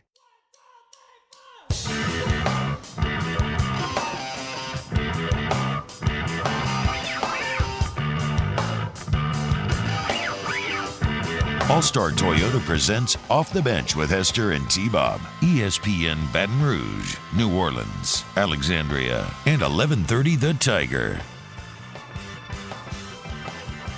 Welcome back to Off the Bench, segment number 2. Hour number 2 on this wonderful Friday. I know everybody's excited about football. SEC Media Days. We're getting closer and closer to LSU. The Saints are starting to report, but we got to talk a little bit of LSU baseball because that news cycle has not stopped since the Tigers were eliminated from the postseason. And who better to bring on but our guy, Koki Riley, at Koki Riley from The Advocate. Koki, good morning. Thanks for joining us. Thanks for having me on. Koki, before we jump into to LSU baseball, you thought you would get a little time off from that, but it's just stayed crazy. You got a chance to do a little bit of football work as well with the SEC. Talk about that real quick before we get into LSU baseball. Yeah, I was at SEC Media Days for the last 2 days. The first 2 days before that, I was actually covering Paul at the All-Star game. So it's been a pretty hectic week for me in general. But yeah, I got to listen to some coaches, got to do a couple stories, and yeah, no, it's good to start getting into the swing of things with football this season, and looking forward to that. So yeah, for sure, it was very productive. I totally forgot that you got to see Paul Skenes' performance in the All-Star game. How was that, man? That had to be amazing. Yeah, no, it was absolutely.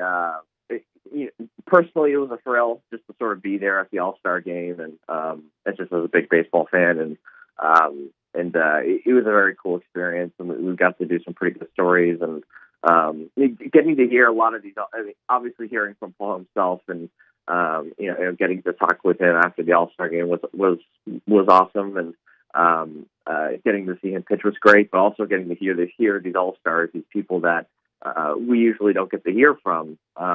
Obviously, since there's no major league team to cover here in Louisiana.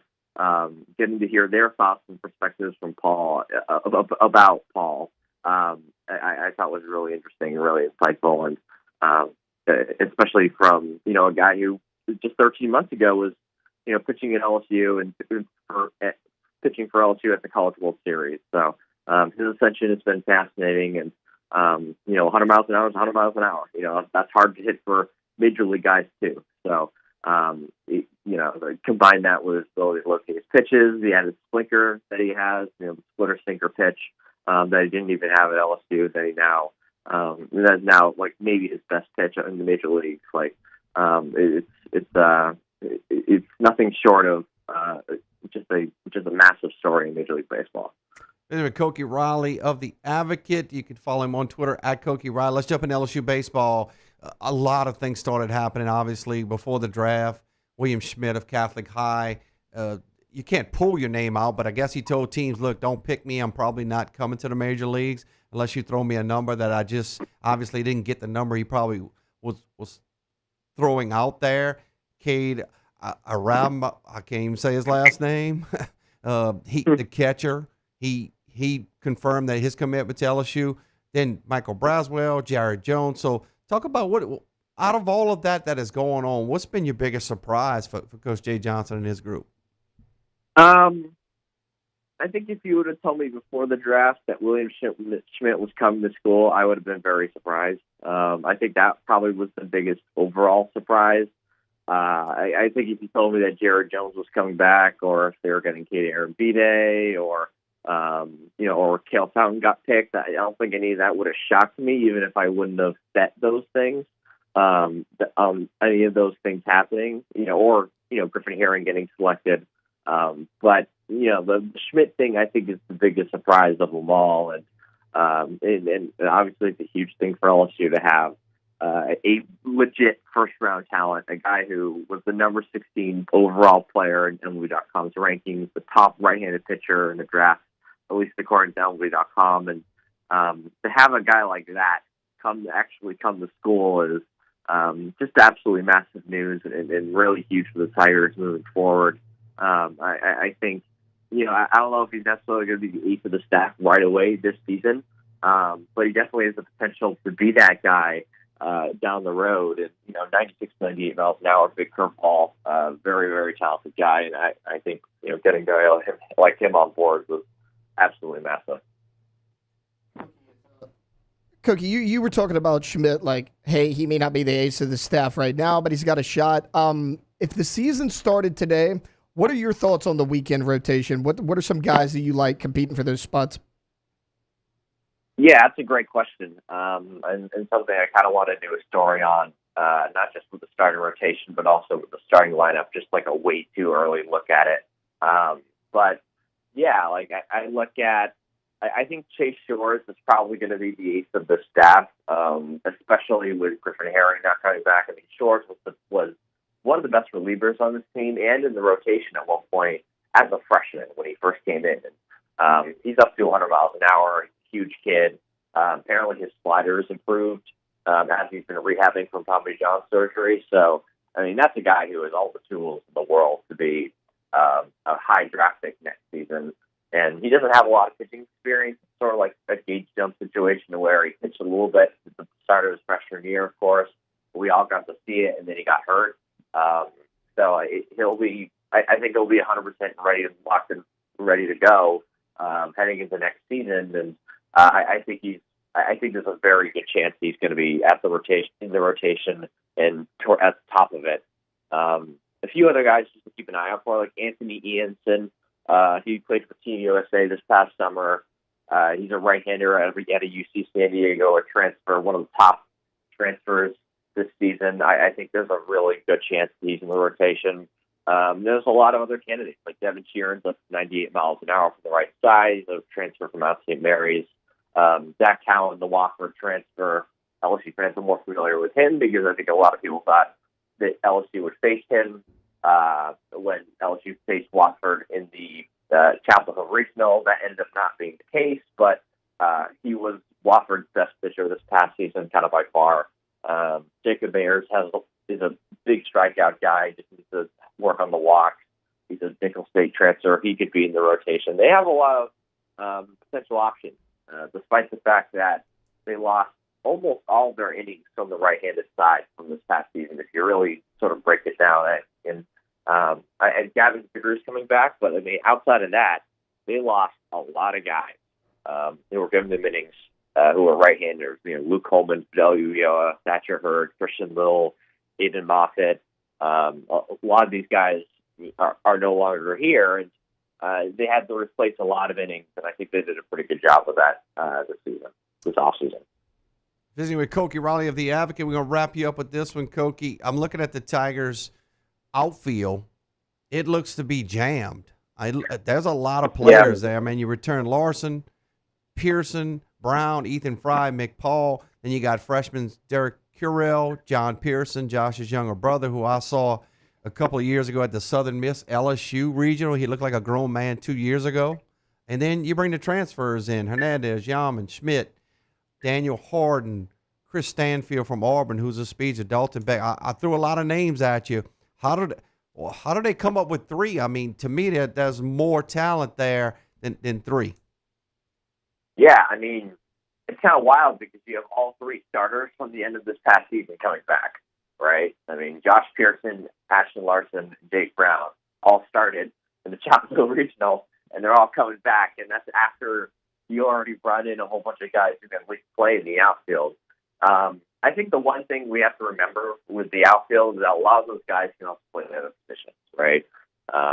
Hernandez is a first baseman first, and he can also catch. Dalton Beck can pitch a little bit, and he's probably more of a DH candidate than he is as an outfielder. A lot of the guys that they brought in are not like primary outfielders. At least I think if they can play outfield, like Trevor Schmidt, he's a first baseman, probably more of a first baseman than he is as an outfielder heading into the season. He's a JUCO transfer. Like Tanner Reeves can play the outfield, but he's really an infielder. So they just have a ton of versatility in the outfield and a ton of potential options if they want to put guys out there. If, say, Jake Brown pitches more this season, which I think could be a possibility, we sort of pull through their lack of left-handed pitching at the moment. And Beck's also a left-handed pitcher, so you got two more options as left-handed pitchers. But they just have a lot of guys who can play the outfield, and I think having Curriel and getting Curriel as a high school, one of the top high school signees, not get drafted, and having Chris Stanfield, I think those two guys are important for this team because they're center fielders. And Larson's not really a center field option. Josh Pearson's not really a center field option. John Pearson's not really a center field option. They don't really have a whole ton of center field options outside of Jake Brown. So to get those two guys on board to really bolster that outfield defense, I think is going to really help them out. Like if Jake Brown is pitching more, which I think could be a possibility, then I think that opens up playing time for those two guys. Stanfield with SEC experience. It's a little bit of a Michael Brassel situation where didn't really hit at a high level at Auburn, but has the tools to potentially improve there. He's also had a pretty good summer on the Cape, which is a good sign. Then Curriel, as I already mentioned, was like a top 120-ish prospect in this year's draft, and pulled himself out of it, like a month before it started. So, they've got a lot of options, a lot of depth in the outfield, but I think the thing we have to remember is really outside of Curriel, Stanfield, I guess Daniel Harden, if he comes, they have a lot of the other guys to play other positions. Koki, we appreciate your time, man. I don't know if you'll get to rest. Keep an eye on Twitter. Like you said, you don't know if Jay Johnson ever sleeps. He may drop a tiger on you. So thanks for coming on, man. We appreciate it. Thanks for having me. All right, Koki Riley. Go follow his stuff on Twitter at Koki Riley and The Advocate. Does a great job. He's covering a little football as well. So it never ends when it comes to the LSU cycle. So we'll be keeping an eye on that. We'll take a timeout. We'll return. We'll see if we can hook up with Coach Andy Martin, the University of High Cubs, right there on the campus of LSU. We'll talk some football, what he has coming back, and obviously he's got some really big-name players that LSU's got their eyes on. We'll be right back on OTB.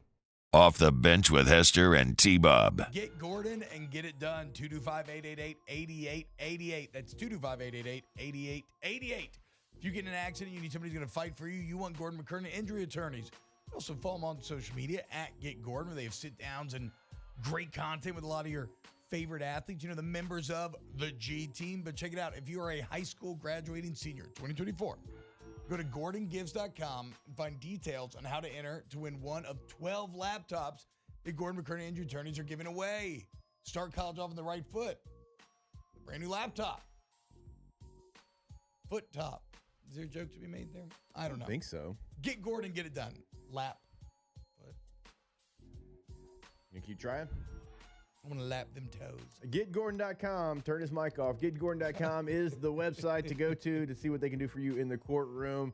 Past client results, all that information. You know, Get Gordon on social media. Pick up the phone in Louisiana, your area code, followed by 888-8888. In times of need, get a full list of phone numbers, websites, and other important emergency information on the Demco Stormwatch page at 1045ESPN.com. Bayou Chrysler Dodge Jeep Ram is taking $20,000 off new 23 Ram 1500 trucks. We're open for business in our beautiful new showroom and taking $20,000 off the powerful Ram truck. All new Bayou vehicles come with a 7-year, 100,000-mile warranty. The crew at Bayou Automotive is going to do right by you.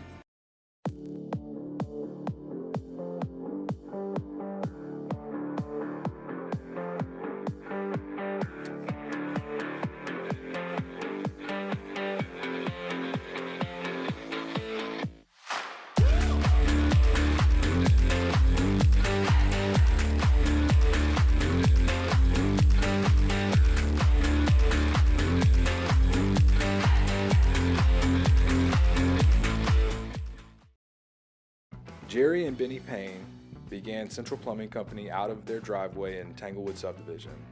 50 years later and 4 generations down the road, we continue to serve Baton Rouge and the surrounding areas for all of their plumbing needs. Residential, commercial, industrial, or hospitality, Central Plumbing is here 24/7, 365.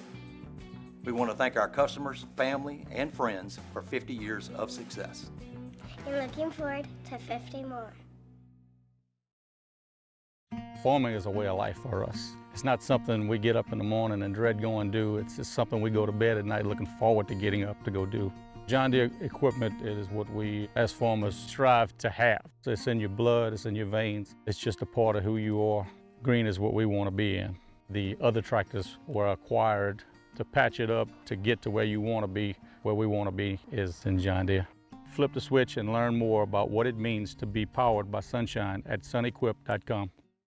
Gulf Coast Office Products is a nationally recognized Saban office equipment dealer based right here in Louisiana. Over 100 employees strong, Gulf Coast has the boots on the ground to support all vertical markets, from education, engineering, legal, and finance. With the latest in office technology, from desktop to production segment units, Gulf Coast and Saban have the perfect fit for you. Call 225-756-2644. That's 756-2644 for Gulf Coast Office Products. I've been doing business with Luba for 25 years. They're dependable, trustworthy. It's just the attention to detail with our clients. Our folks have years and years of experience. They're highly trained professionals. But many companies have that asset. What I'd like to think makes Luba a bit different is that we use those talents in a way that truly is dedicated to serving the needs of the folks who depend on us.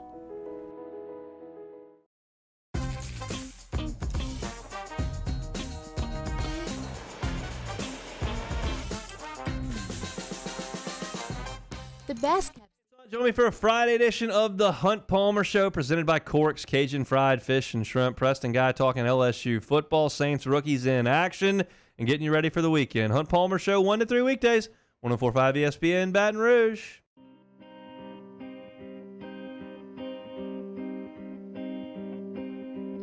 All-Star Toyota presents Off the Bench with Hester and T-Bob. ESPN Baton Rouge, New Orleans, Alexandria, and 1130 The Tiger.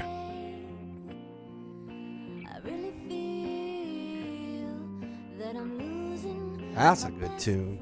Absolutely. I don't know who sings it, but it's a good tune. Who's that on? It's no doubt. It's Gwen Stefani. She's amazing. It's great. I love this song. And I'm not a big music buff. Y'all know that already, but Yeah, where's Coach Held? Coach Hill. Yeah. I could.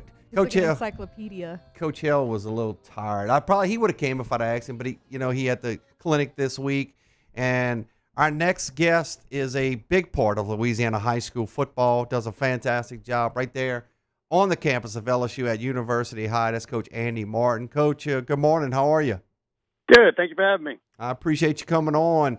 Coach, let's jump right into it. I don't know if you had a chance to go out to the clinic this week. I saw some snippets I'm not in that scene anymore to coaching and all, but it seems like it was very well put together by Coach Hill, who sometimes joins me when I host over here. But it seems like the momentum is gaining back for coaches to go back to the clinic. Yeah, it was very well attended. I was able to go this week, and they had a lot of coaches there. It was great to see so many coaches there from all different sports, and Coach Hill is doing a great job of getting coaches, trying to get back over there, and he does a good job just in the communication part of it, and really fighting for coaches in all aspects. So I think a lot of guys coming down, even from North Louisiana, coming down to the clinic was a good showing. Visiting with Andy Martin, head football coach at University High. Coach, a successful year last year. You guys are always in the mix for a state championship. You lose a heartbreaker to St. Charles. Looking back on last season, going into this off season, what's been the message to your guys before we get to specific names? Just the overall message to your team as you prepare for this 24 season. Just keep working. I mean, we came a little short last year. We were close, and we just got to, each team has its own identity, and we got to find the identity of this team and try to make sure that we're coming together as a group. And so again, just hard work is what we're always preaching in the off season, and taking it week by week, and that's what we've been doing. We actually are finishing up our last day of true summer workouts today. We'll give them a week off next week, and then we'll start with our boot camp the following week. Coach Martin, you were just talking about, we have to find an identity of this team. You obviously lose a lot of talent on offense. I mean, no more Seth Gale, no more Granville Anderson. How do you replace those guys, and how important is a guy like Zay Martin on this team? Yeah, it's tough to replace those guys. They've had so many catches and so many yards, so many big plays for us. And Zay's going to do a great job for us in trying to help fill in. We also have some other guys, some younger guys. It's their turn to step up. I think for this year's team, the identity is going to be up front. Our offensive line, we returned, all of our starters from last year, and a lot of them have been starting for 3 years.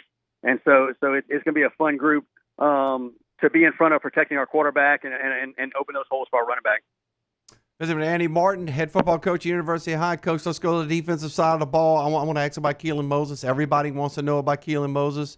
Everybody's watched his maturation process since he played as an 8th grader, coming all the way up. Everybody in the country wanted Keelan. He has made his commitment to LSU. What type of player are the Tigers getting with Keelan Moses? A very versatile player. I mean, he can do multiple things. We've done a lot with him since he's been here. He's been on the edge for us and rush. He's been at linebacker in the middle. There's multiple things he can do. So athletic. I think he's got, a lot of strength left in him, and I think he's got some growing to do still, too. So I think LSU is going to be getting a guy that's not a finished product yet. Coach, going back to your offense here real quick, you were talking about your guys up front. How important is that for your offense as a whole? And then what do you expect out of Emil Picarella? Obviously, he came in last year. He's in that quarterback battle for the first couple of weeks, but really took hold of it, finished the season on a high note. What do you expect from him in year 2? First off, talking about the O-line, I think, again, I think that's going to be the strength. They've been working together for a while. I think having those guys in front of Emil is going to help him out tremendously, and I think gives him some comfort. But, Emil's done a great job, even from last year, of just coming in and really trying to learn the playbook. And that's what we started with last year. And then you fast forward to this year, and he's got it all down. He knows it all. He knows his reads. He knows he's getting the ball out faster than he did last year. I just see a comfort level in him being here for a full year with us. And I think we're really excited to see what he can do this year. Coach, most people know the name Lamar Brown, obviously 2026, one of the top recruits in the country. But another guy I think, and I know a little bit of him, Alec Haynes. Talk about those guys. Yeah, Lamar is just an outstanding player and kid. I mean, whether it's going to be offensive line, defensive line, the next level, whoever gets him is getting a great player, and he does both for us. He's one of our starting tackles on offense and just makes a lot of plays on defense. He's just an outstanding kid. And Alex, same way. Alex makes a lot of plays for us. He's all over the field. When you turn the film on, you just see him all over the field disrupting things. And I think we're expecting some big things from him, both on the offensive side and the defensive side this year.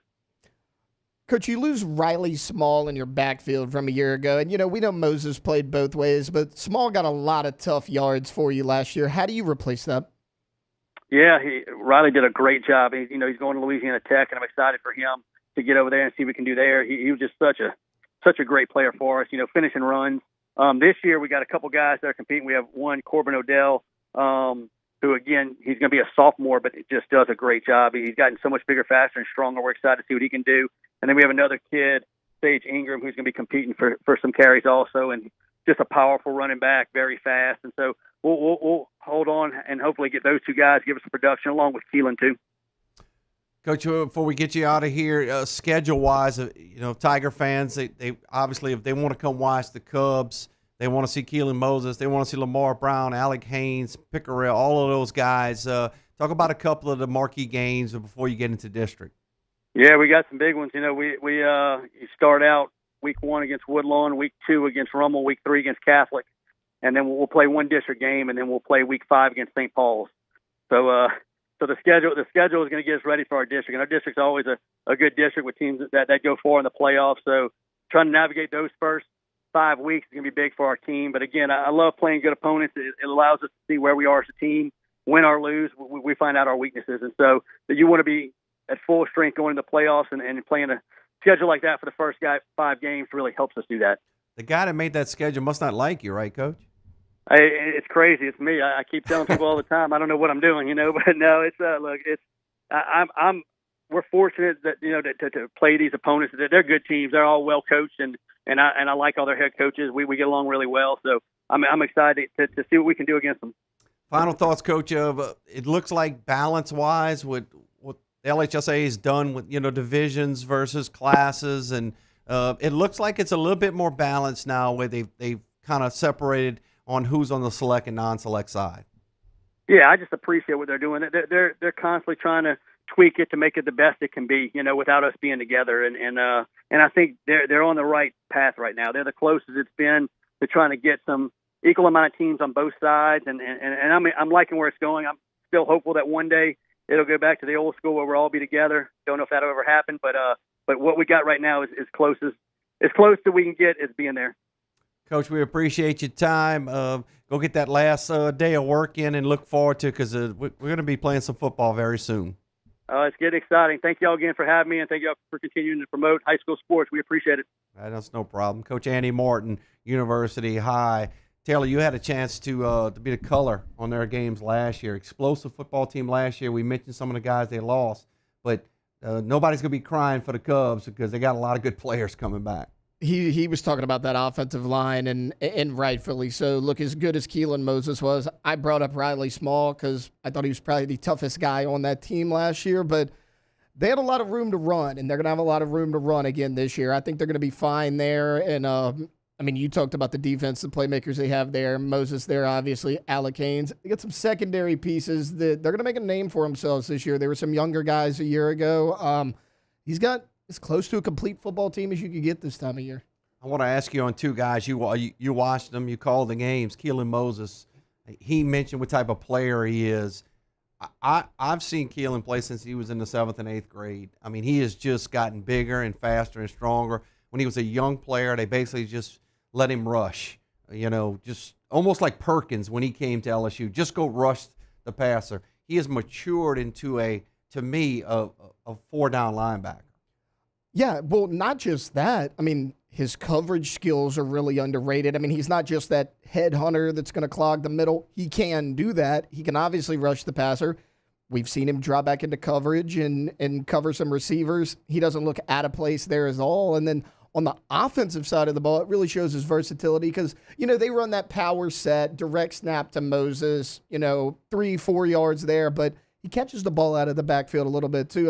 If you want to see a show, you go watch Keelan Moses, both sides of the ball. The athleticism stands out for sure. Last one, Lamar Brown.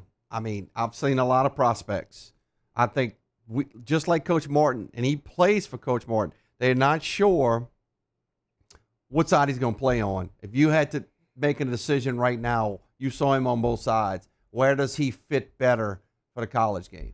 He certainly has the ability to play both. I like him on the O-line just because it's so good to have that stalwart there, holding down one side of the line. He can really play guard and tackle. It's funny, like when I'm doing a color game, I'll look at the DBs and the O-line, and I'm like, if I didn't call your name all game long, you had a good game. And there were 2 or 3 games this year. I'm like, well, we don't have to worry about Lamar Brown. They're running behind him every play, and we're not calling his name because he's just not getting beat. He's good on the defensive line. He's a run stopper, but I think he's a complete offensive lineman. I like him on the O-line. He's listed at 6'3.5", 260.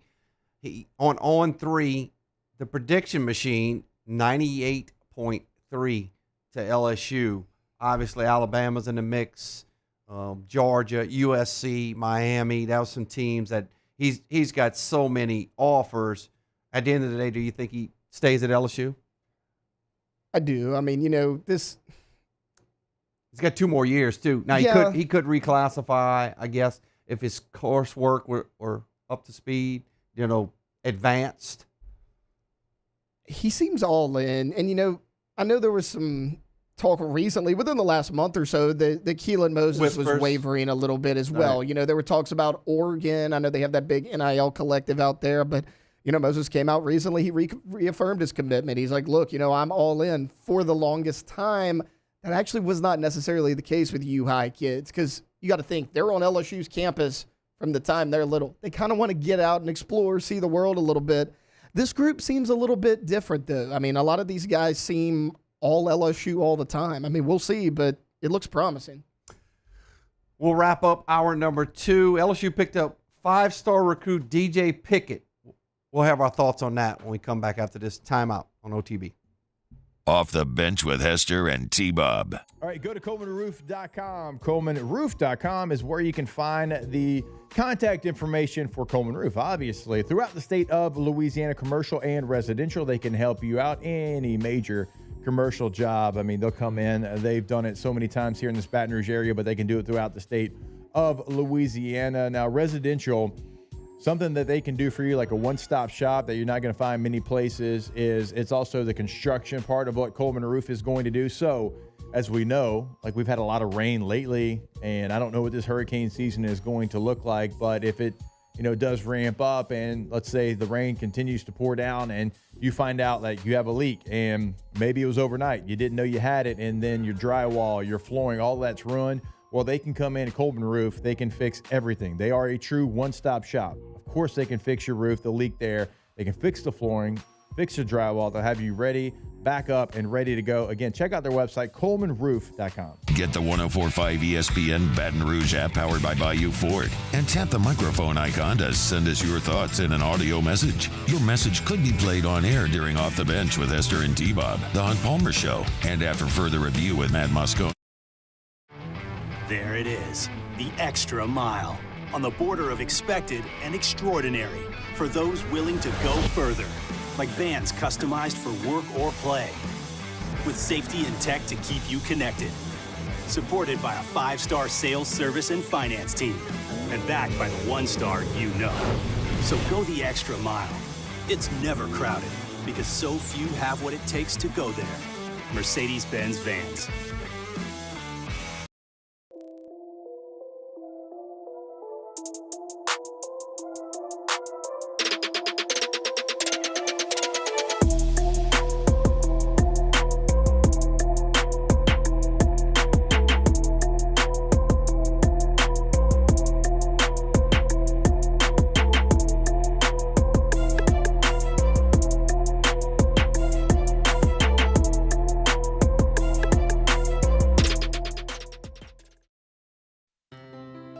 When it comes to ending cancer, we push forward, always working together for you.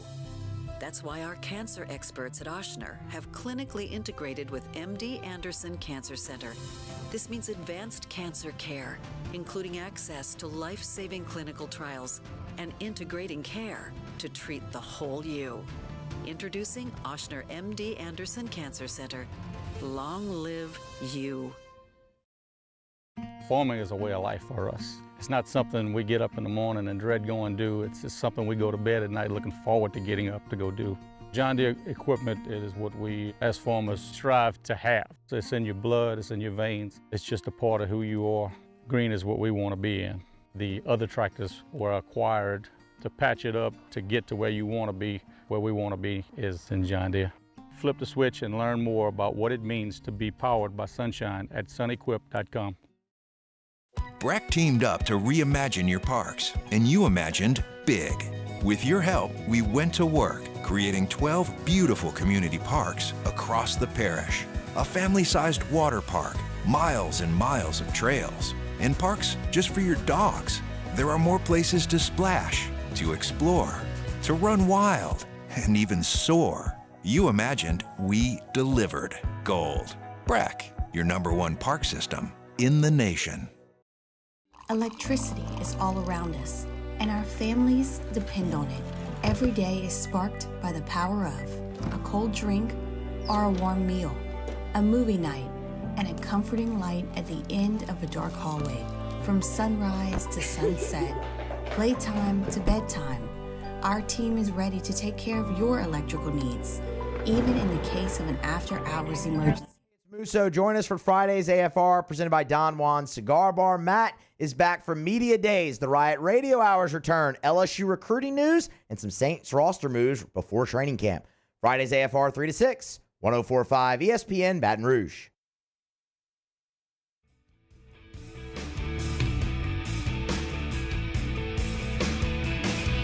All-Star Toyota presents Off the Bench with Hester and T-Bob. ESPN Baton Rouge, New Orleans, Alexandria, and 1130 The Tiger.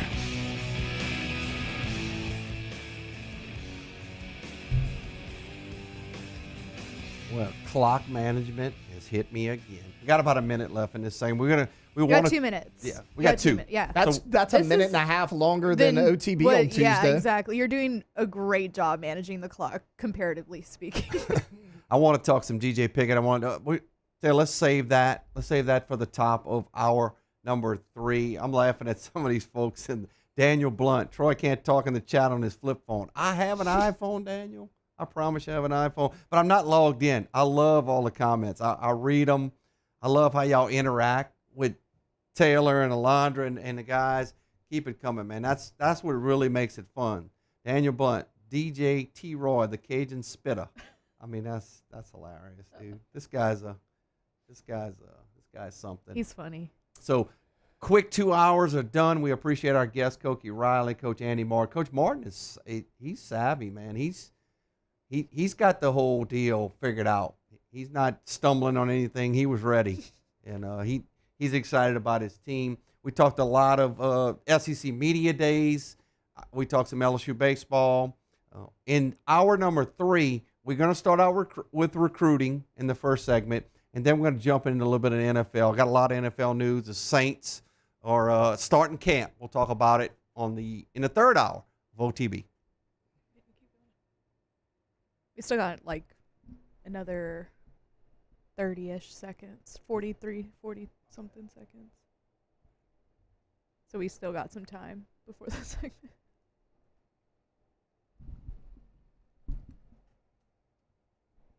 Yeah, you got like another. Well, they told me I had a little bit of. No, you still got some time. Extra. About 24 seconds. You told Taylor to shut up yet? I have not.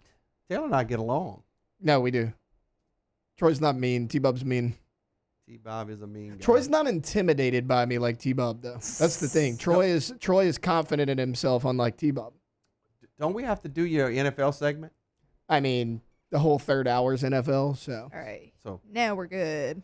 All right. Off the Bench with Hester and T-Bob. All right, go to AccuTempBR.com. AccuTempBR.com. Today, schedule your appointment because, well, I mean, I know this week we got a little bit of relief from the heat because of the rain, but we all know what it is. I mean, that heat is going to be right back on our backs here coming up very soon. It's South Louisiana. It is what it is. So you got to make sure that your AC is working and it's working at its peak performance because you're going to have to, use this thing overtime. We all know that. So even if you don't have an issue, like make sure you're doing the proper maintenance for your AC unit so it doesn't go out on you. Then you have a situation where you're at, without your AC for a couple of days. Make sure that you're doing that maintenance. Be a part of that STAR membership program. AccuTemp offers like T-Bob and I. You can learn that information, schedule an appointment on their website, top right corner of the site, AccuTempBR.com. There's nothing chill about a hot, sweaty line. Unless you add Mountain Cold Refreshment. Coors Light. Choose chill. Érase una vez un Infinity, diseñado para despertar tu imaginación y desafiarte a soñar. con 3 lujosas filas de asientos. El totalmente nuevo Infiniti QX80 de 3 filas.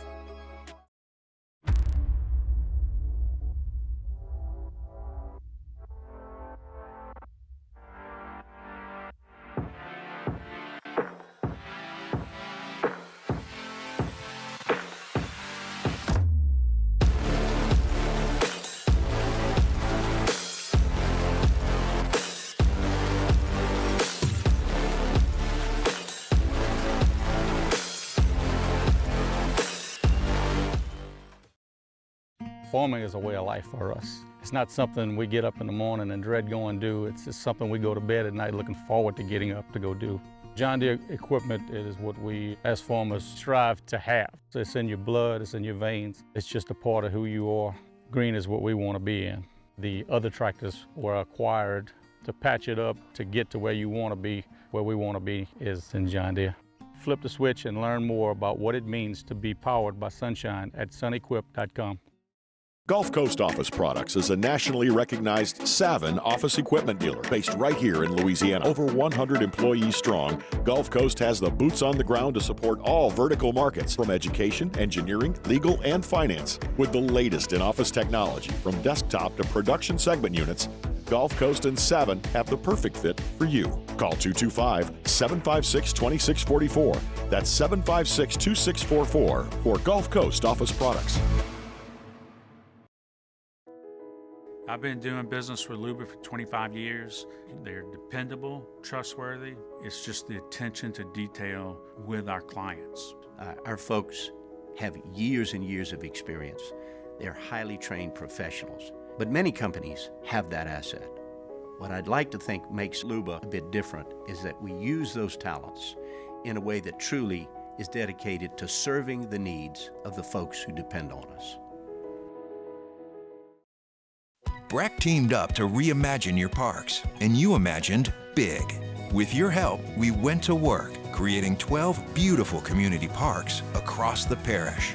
A family-sized water park, miles and miles of trails, and parks just for your dogs.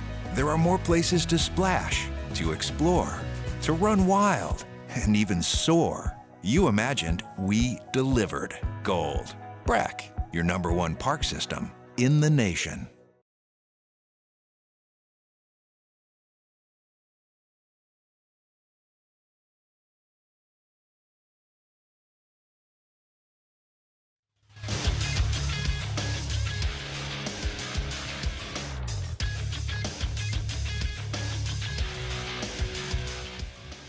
Good morning. It's 9 a.m. here on Friday, July 19th. Today in Baton Rouge, you can expect rainy skies with a high of 88 in hour 3 of today's show. We'll talk a little LSU football recruiting, and then we'll dive in to some New Orleans Saints and the NFL as a whole. If you missed hours 1 or 2 of the show, you can catch it in the on-demand section at 1045ESPN.com.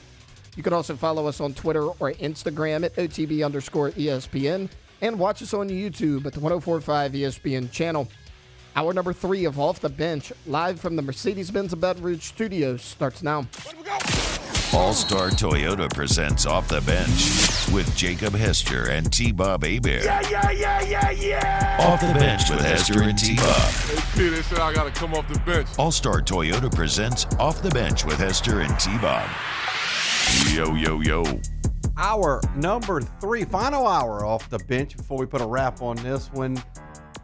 Troy LaBeouf filling in for the guys. It's been a fun show so far. Love the interaction in the Bayou 4 chat, along with Taylor and Alondra, helping me out today, talking sports. We're going to talk a little bit of recruiting coming up.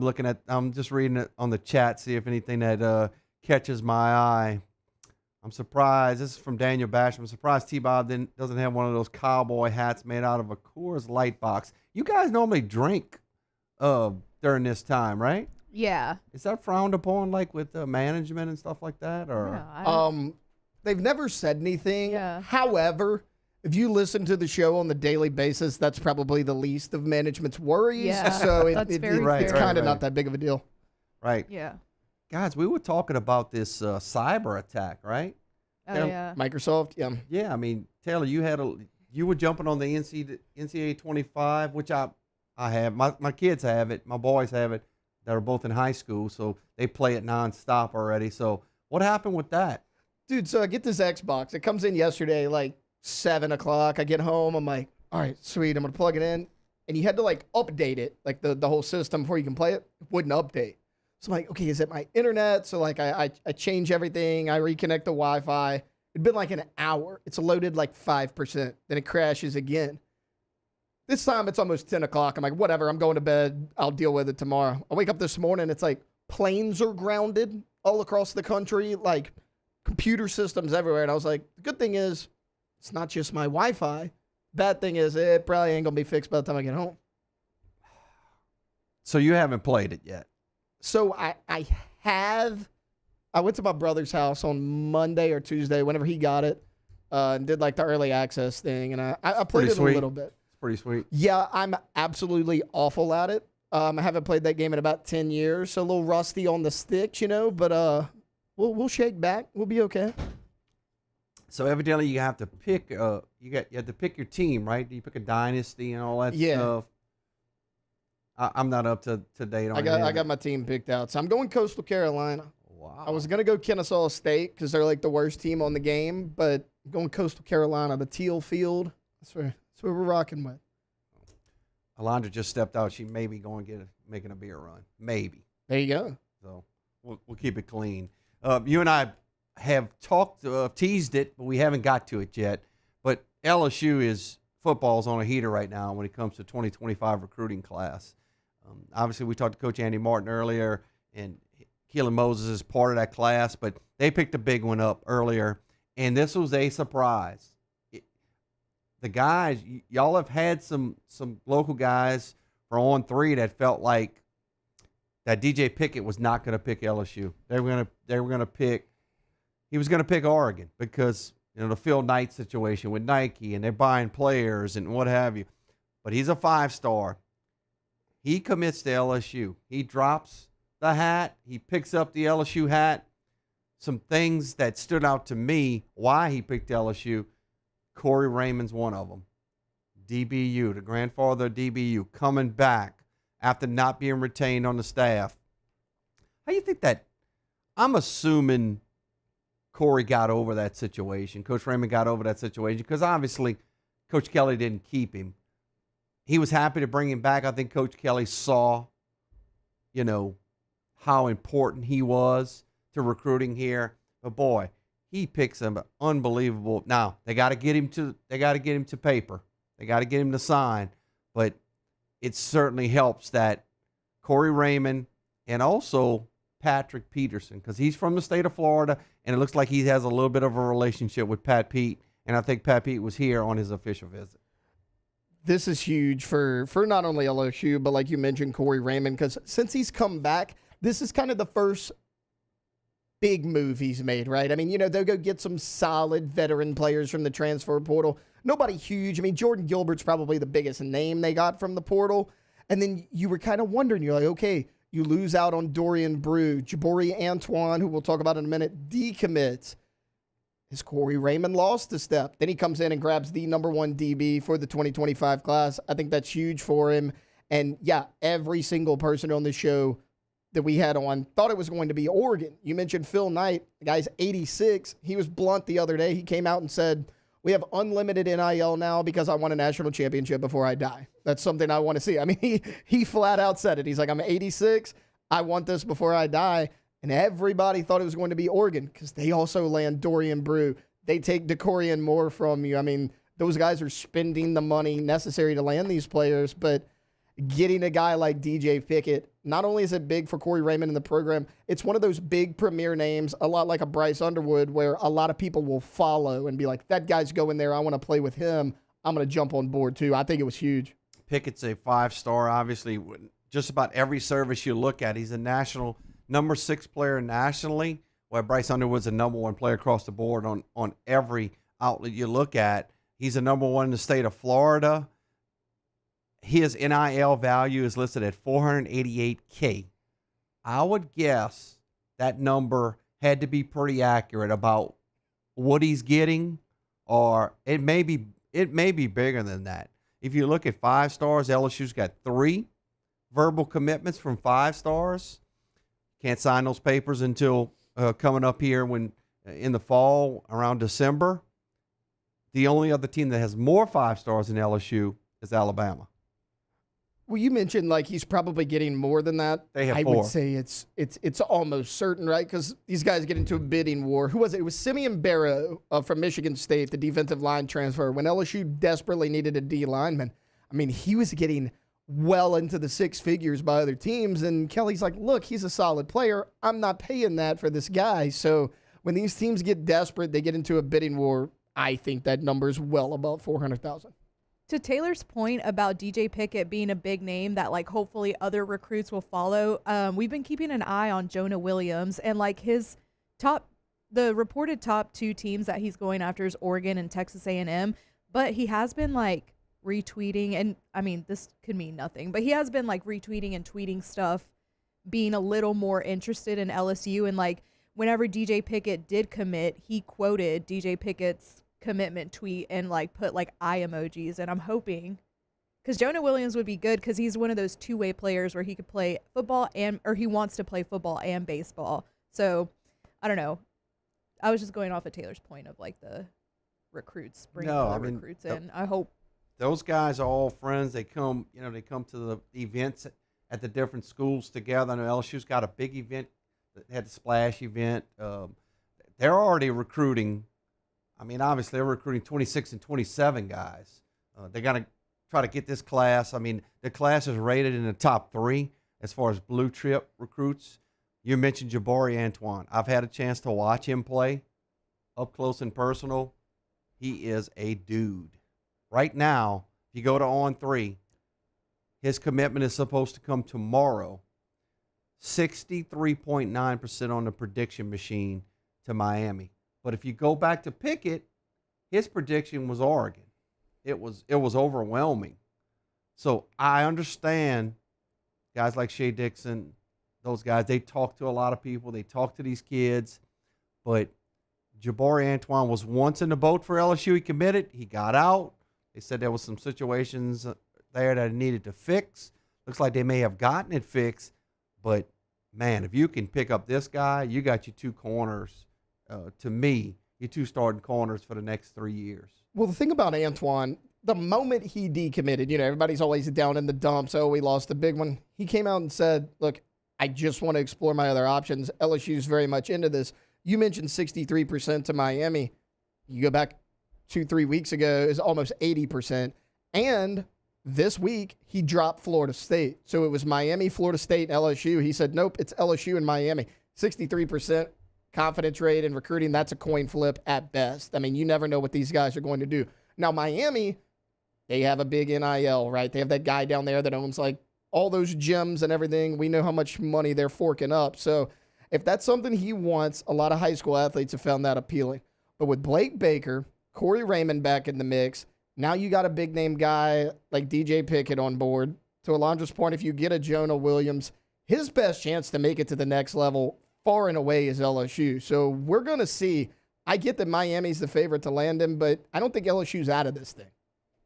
You look at cornerbacks drafted over the last 5 years. LSU's had 5. Miami has had 3. Total drafted over the last 5 years. Total draft 43-16 versus Miami. It's not even a contest. I think an interesting point, you mentioned Corey Raymond as a recruiter for Jabari Antoine. Frank Wilson's the primary guy there. Frank's fantastic. Coach Frank is fantastic. But interesting, the 2 folks that are listed as who's on the Miami staff, Chevis Jackson, who played at LSU, and also Lance Guidry. He's the defensive coordinator. Lance has got he's from the Louisiana area. He's coached at McNeese. He's coached at Tulane. So he knows the lay of the land. He knows who Jabari Antoine. He knows the recruits here. So I think this battle is coming down to the last minute. And again, whoever Jabari Antoine of Westgate picks tomorrow, that doesn't mean exactly that's who he's going to sign with. No, because I think he's very much up in the air. Like you mentioned, the Louisiana ties with Guidry and Chevis Jackson. First off, Chevis Jackson rocketing up the coaching ranks. I mean, he had Marshall, who was a disaster before he got there, in pretty good shape the last couple of years in their secondary. But it's funny, you look at it, you're like, oh, yeah, Chavis Jackson. I remember him play it. He's from Louisiana. And then Antoine's going to be like, well, he played at LSU. He was developed at LSU. He got to the NFL from LSU. So I still think the Tigers, they got a good shot at this thing. But, yeah, to your point, he commits tomorrow. He could change his mind 3 times between now and December. Yeah, you got to stay on top of these guys. I mean, these coaches, they get paid, obviously, to coach football, but they get paid to bring Johnnies and Joes into their program because it makes the coaching part a lot easier if you can get 4 and 5 stars. I don't care what you say. It's a fact. The more than 4 or 5 stars you get, and you can have good 3 stars and 2 stars. Jacob Hester was a 2-star. You can have players like that. But the more 4 and 5 stars you get, the better chance you have to be successful in your program. Well, not only that, you look at these like big-time 5 stars, what they call it now on 3, 5-star plus, which whatever. But the number 1 player at their position now, you can move the needle and move the goalposts, whatever you want to do of what would be a successful college career for these guys. Rarely are these guys just complete bust, cannot contribute for you at all. These guys have the talent to where they're going to contribute in some way. Now, are they all going to be all SEC and all American? No, but you need guys in there that can perform, and all these guys got the talent to do so. We'll take a break. When we come back, we do have to jump into some Saints talk. Ryan Ramczyk is all over the news, and not for some good reason. So we'll talk about it when we come back on OTB. Off the Bench with Hester and T-Bob. Hester and T-Bob. Drink my eye or we'll kill you. That should be your marketing slogan. Done. K to Z window coverings. Get K to Z window coverings or we'll kill you. Sorry, stole the slogan. Not really. Okay. It's not. Well, it is that serious though. Okay. Because you're going to kill it when you have Brandon Barton out to your home and he does the tour and he sees exactly how the sunlight interacts with your home at every single part of the day. And then he comes together with a plan that's going to maximize your home both aesthetically and functionally. Why don't you look into some honeycomb shades, okay? We talking about going from a bright, beautiful room to a blackout room instantly. It's also got some sound dampening, so if you're someone who works a graveyard shift, anything like that, KTZ's going to get you right. We get some outdoor exterior covers so you can be out there grilling, chilling in this hot summer like Jake is now. Again, K2Z going to get you right for that. K2Z window coverings, KTOZblinds.com. Our listeners fire off their opinions on the JimsFirearms.net hotline at 499-1045. Keep listening for your next chance to shoot us your thoughts with the JimsFirearms.net hotline on 1045 ESPN Baton Rouge.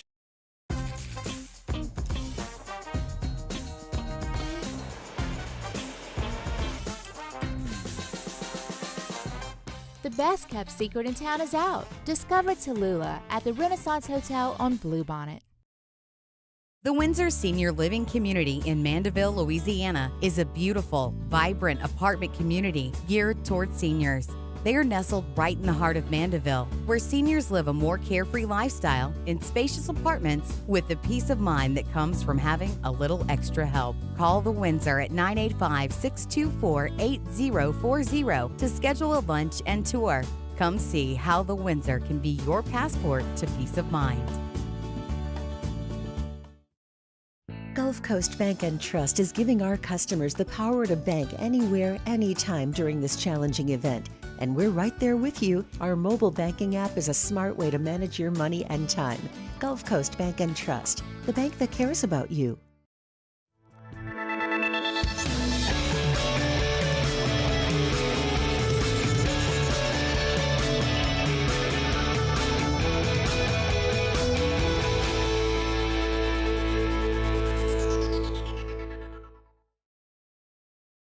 At Relief Windows, we're more than windows. We're windows, doors, hardy plank, and vinyl siding. But our #1 product is always customer satisfaction. Visit us online at reliefwindows.com. Oh, by the way, we do shutters too. Electricity is all around us, and our families depend on it. Every day is sparked by the power of a cold drink or a warm meal, a movie night, and a comforting light at the end of a dark hallway. From sunrise to sunset, playtime to bedtime, our team is ready to take care of your electrical needs, even in the case of an after-hours emergency. The light in your life shines brighter with Mr. Electric. Hey, it's Matt Moscona. For years, you've heard me tell you about Insurance Network of Louisiana, helping you find better coverage for less money. But it's not just for your home and auto. They also offer commercial property. So, retail stores, professional offices like doctors, dentists, attorneys, clothing boutiques. Insurance Network of Louisiana can find you better coverage for less money. They service the entire state of Louisiana, and they're local. So call today at 293-0450 or lainsurance.net. Jerry and Benny Payne began Central Plumbing Company out of their driveway in Tanglewood subdivision. 50 years later and 4 generations down the road, we continue to serve Baton Rouge and the surrounding areas for all of their plumbing needs. Residential, commercial, industrial, or hospitality, Central Plumbing is here 24/7, 365. We want to thank our... Join me for a Friday edition of the Hunt Palmer Show, presented by Cork's Cajun Fried Fish and Shrimp. Preston Guy talking LSU football, Saints rookies in action, and getting you ready for the weekend. Hunt Palmer Show, 1 to 3 weekdays, 104.5 ESPN, Baton Rouge.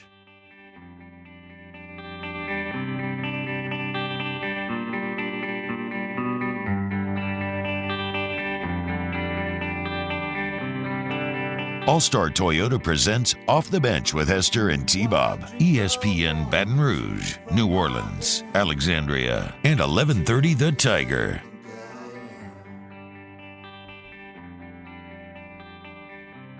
Let this one breathe.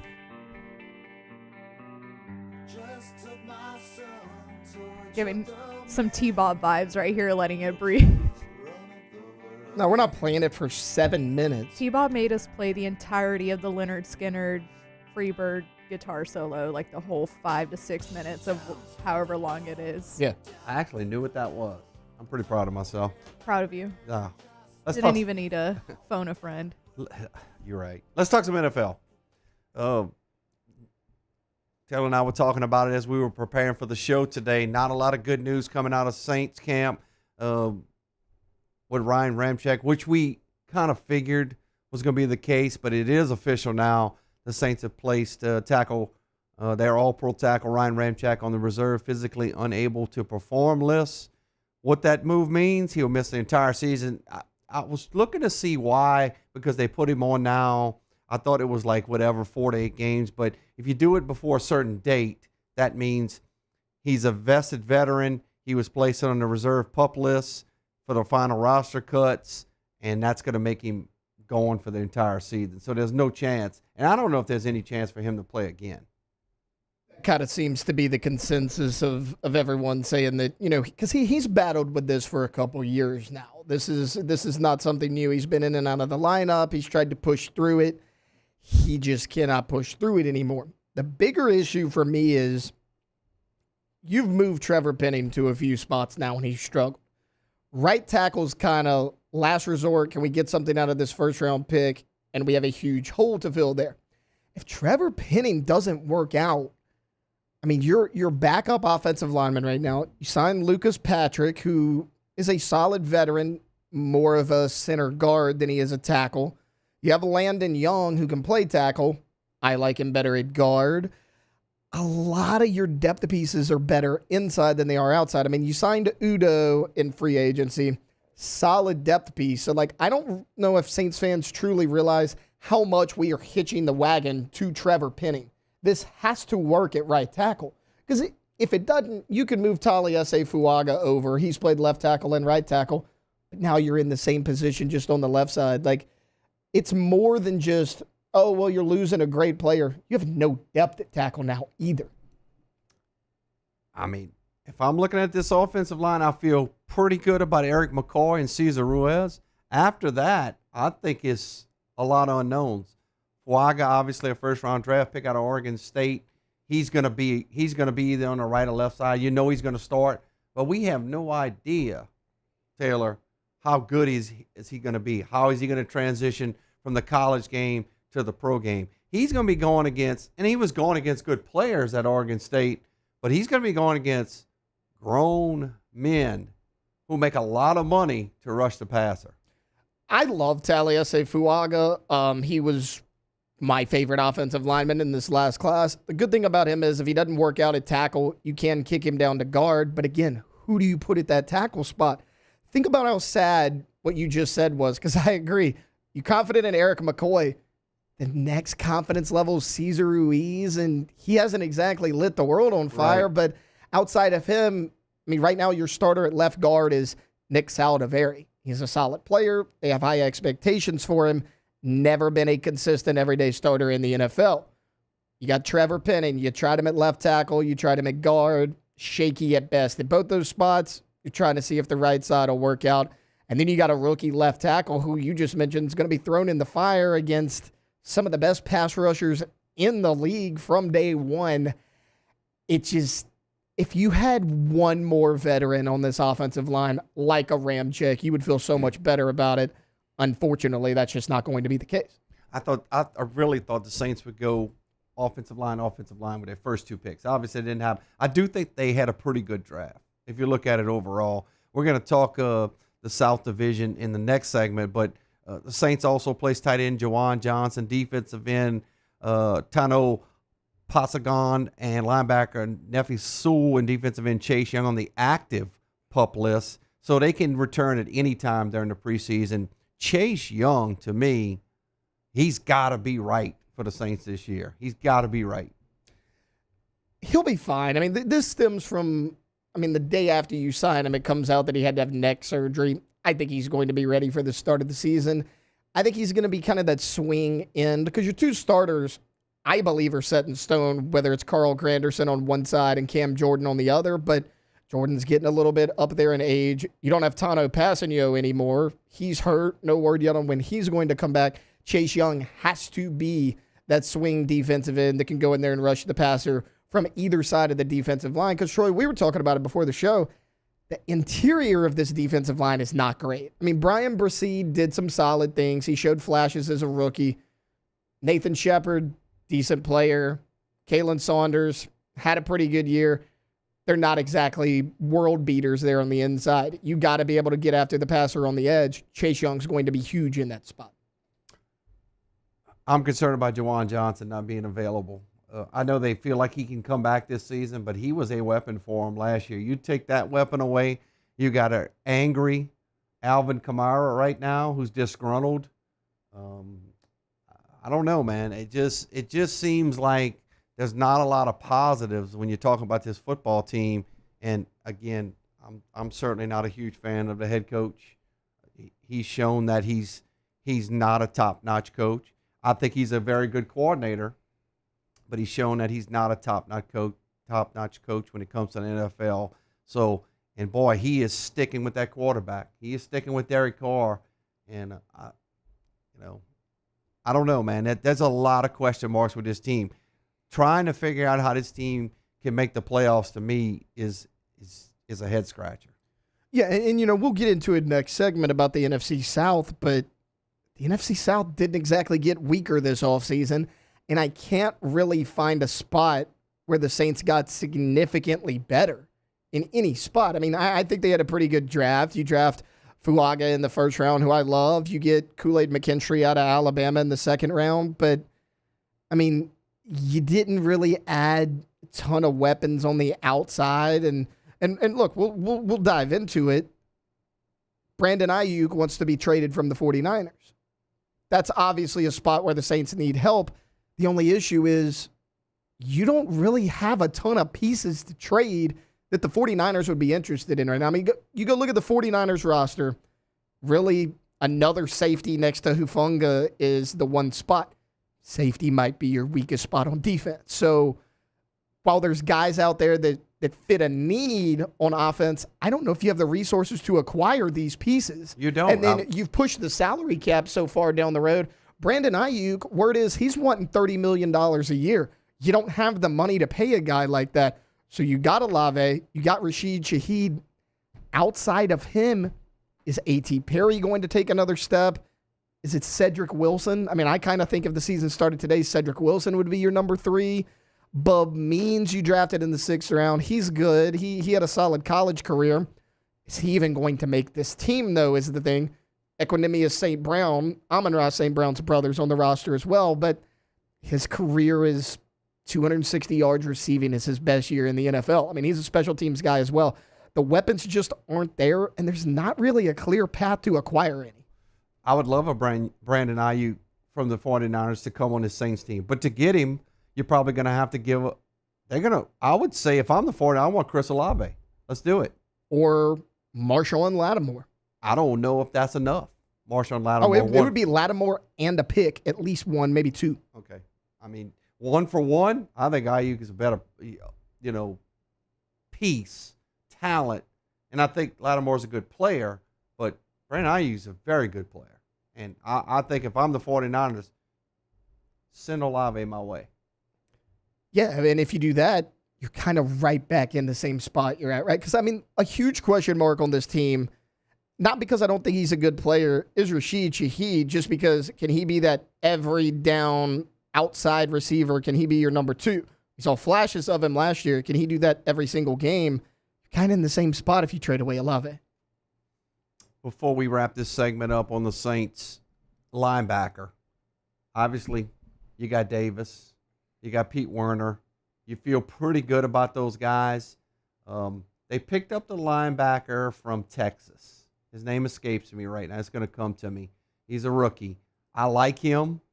But which concerns me there is the age of those guys. And I know Pete Werner's a little younger, but every time we question Davis, he comes back and has a fantastic year. He was listed at 53 on the NFL Top 100 this year still. I mean, going into his mid-30s. Him and Pete Werner, I think, is a great 1 and 2 at linebacker. The problem is the depth behind them. The depth that you had in the years past is just not there. The guy you're referring to is Jalen Ford out of Texas. He's a solid player. Again, he's a rookie. We don't know what he could do yet. I think their front 2 with Werner and Davis is good, but Davis is getting a little bit older. Can Pete Werner stay healthy? I think it's the depth behind them that's really concerning. I think the secondary is in pretty good shape. We talked about safety being, Honey Badger. Tyrann Mathieu is a great player, but he is of age. I mean, he's aging a bit, but I was just looking up some stuff on the Saints. Demario Davis returns to ESPN's top 10 linebacker rankings yet again. This guy's amazing, and he's such a faith-filled guy, a family guy. I'm looking at the Saints depth chart, and before I go to the defense real quick, before we get out of here, what do you think about Spencer Rattler? Does he make this team? Yeah, I think they carry 3 quarterbacks. I think the battle for the number 2 spot between him and Jake Haener is that close. And I mean, it was such a luxury to have Taysom listed as a quarterback for so long because it's like you could carry that 3rd quarterback, but he also played other spots. I do think that they open up another spot. I think they cut 2, maybe even 3 of these receivers to keep that 3rd quarterback, but they like both guys. They did pick a guy. We didn't talk about Willie Gay. They picked him up. I mean, it's not a huge piece, but he comes from a pedigree in Kansas City, obviously. But if you look at Adebo, Jordan Howden, Matthew, Marshawn Lattimore, Ugo Amadi, Kool-Aid McKinstry, I think that, Nickelback Alante Taylor, Shamar John Charles, I think that's a pretty good secondary. I think your corners in particular are great. I mean, you mentioned it. McKinstry, Alante Taylor, Paulson Adebo, Marshawn Lattimore. Safety's where it gets a little bit more iffy for me because you mentioned, Tyrann Mathieu is probably your best player in that spot. At this point in his career, he's probably just nothing more than a box safety. I mean, he's a little bit older. He's not going to be covering anybody way downfield. Jordan Howden was a 5th-round pick from a year ago. He was really good. I think he surprised some people. You got him and Jonathan Abram. Those are guys that are going to be battling for kind of that deep safety spot. Apparently they like them, though, because they've had an opportunity to bring in a lot of different safeties and have not done that yet. I do think outside of those guys, though, you lack depth at safety. You may have to cross-train one of these corner nickels. I think the only reason the Saints don't finish last in the division is because the Carolina Panthers are there. We'll take a quick timeout. We'll come up for our next segment. And before we wrap this one up, the OTB, don't go anywhere. Off the Bench with Hester and T-Bob. Pinnacle Exterior Construction, PECbuilt.com. PECbuilt.com. If you need fences, pergolas, outdoor kitchens, bulkheads, any of it. It's all there for you at PECbuilt.com. Go look at the website. Look at the gallery that they have. What about pools, though? Summer is right around the corner, y'all, and you want to beat the heat this summer with the pool of your dreams. Check out what Pinnacle can offer you. They can do a fully custom job if you want, but their spec pools are very interesting. They're very affordable. There's financing, normal options available, and you choose from a number of templates, and then you choose detail work within the template, so you make it your own, and in 2 weeks, you have a pool. Go to PECbuilt.com. Yeah, a lot of different options. I mean, honestly, like way more than you would think as far as what they can do for you. And those templates are going to be way more than just a kidney-shaped pool. And look, the 2 weeks is the 2 weeks. Like, we are not lying to you. Like, I have seen it firsthand. You'll see it as well. PECbuilt.com. In times of need, get a full list of phone numbers, websites, and other important emergency information on the Demco Stormwatch page at 1045ESPN.com. There it is, the extra mile, on the border of expected and extraordinary for those willing to go further, like vans customized for work or play, with safety and tech to keep you connected, supported by a 5-star sales, service, and finance team, and backed by the 1-star you know. So go the extra mile. It's never crowded, because so few have what it takes to go there. Mercedes-Benz Vans.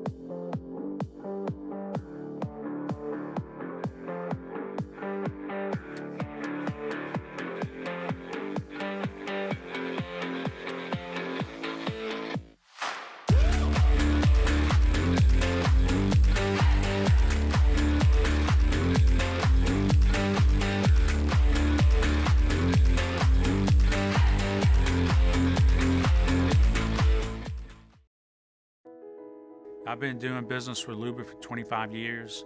They're dependable, trustworthy. It's just the attention to detail with our clients. Our folks have years and years of experience. They're highly trained professionals, but many companies have that asset. What I'd like to think makes Luba a bit different is that we use those talents in a way that truly is dedicated to serving the needs of the folks who depend on us. Breck teamed up to reimagine your parks, and you imagined big.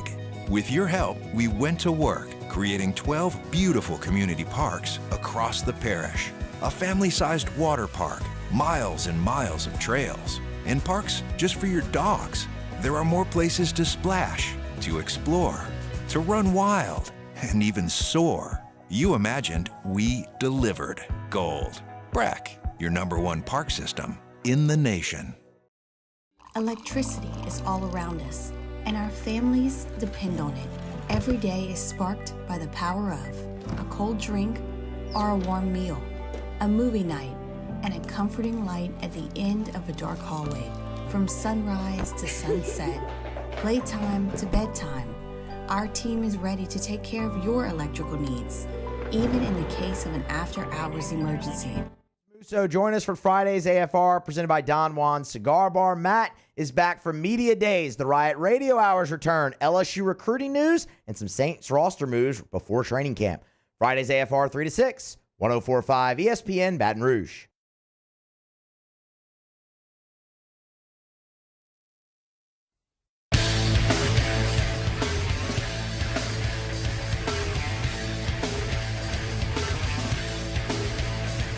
All-Star Toyota presents Off the Bench with Hester and T-Bob. ESPN Baton Rouge, New Orleans, Alexandria, and 1130 The Tiger. That's a good one, too. No idea. Who's that one? Taylor, do you know? This? Yeah. Yeah, obviously.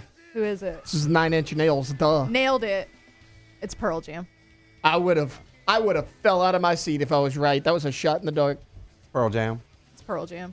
That was my next guess. So he said undoubtedly he had it right. Yeah. I wouldn't have picked either one because I have no clue. So last segment here before we do start loading those questions up. Ask the bench. You can ask us just about anything. Just keep it PG. They don't ever keep They it never PG. keep it. T-Bob answers them, so Yeah, just do what y'all normally do. Taylor, you and I wanted to kind of talk about the NFC South a little bit, which is not a very good division. The Saints, if you look at the odds right now, the Atlanta Falcons are -125.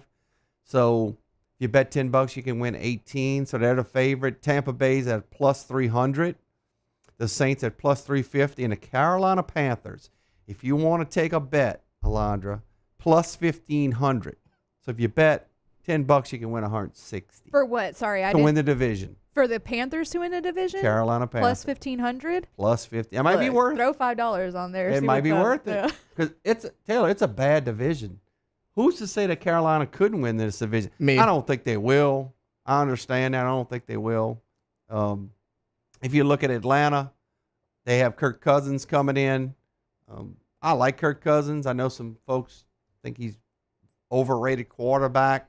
He, just in 2022, he helped Minnesota win the NFC North title.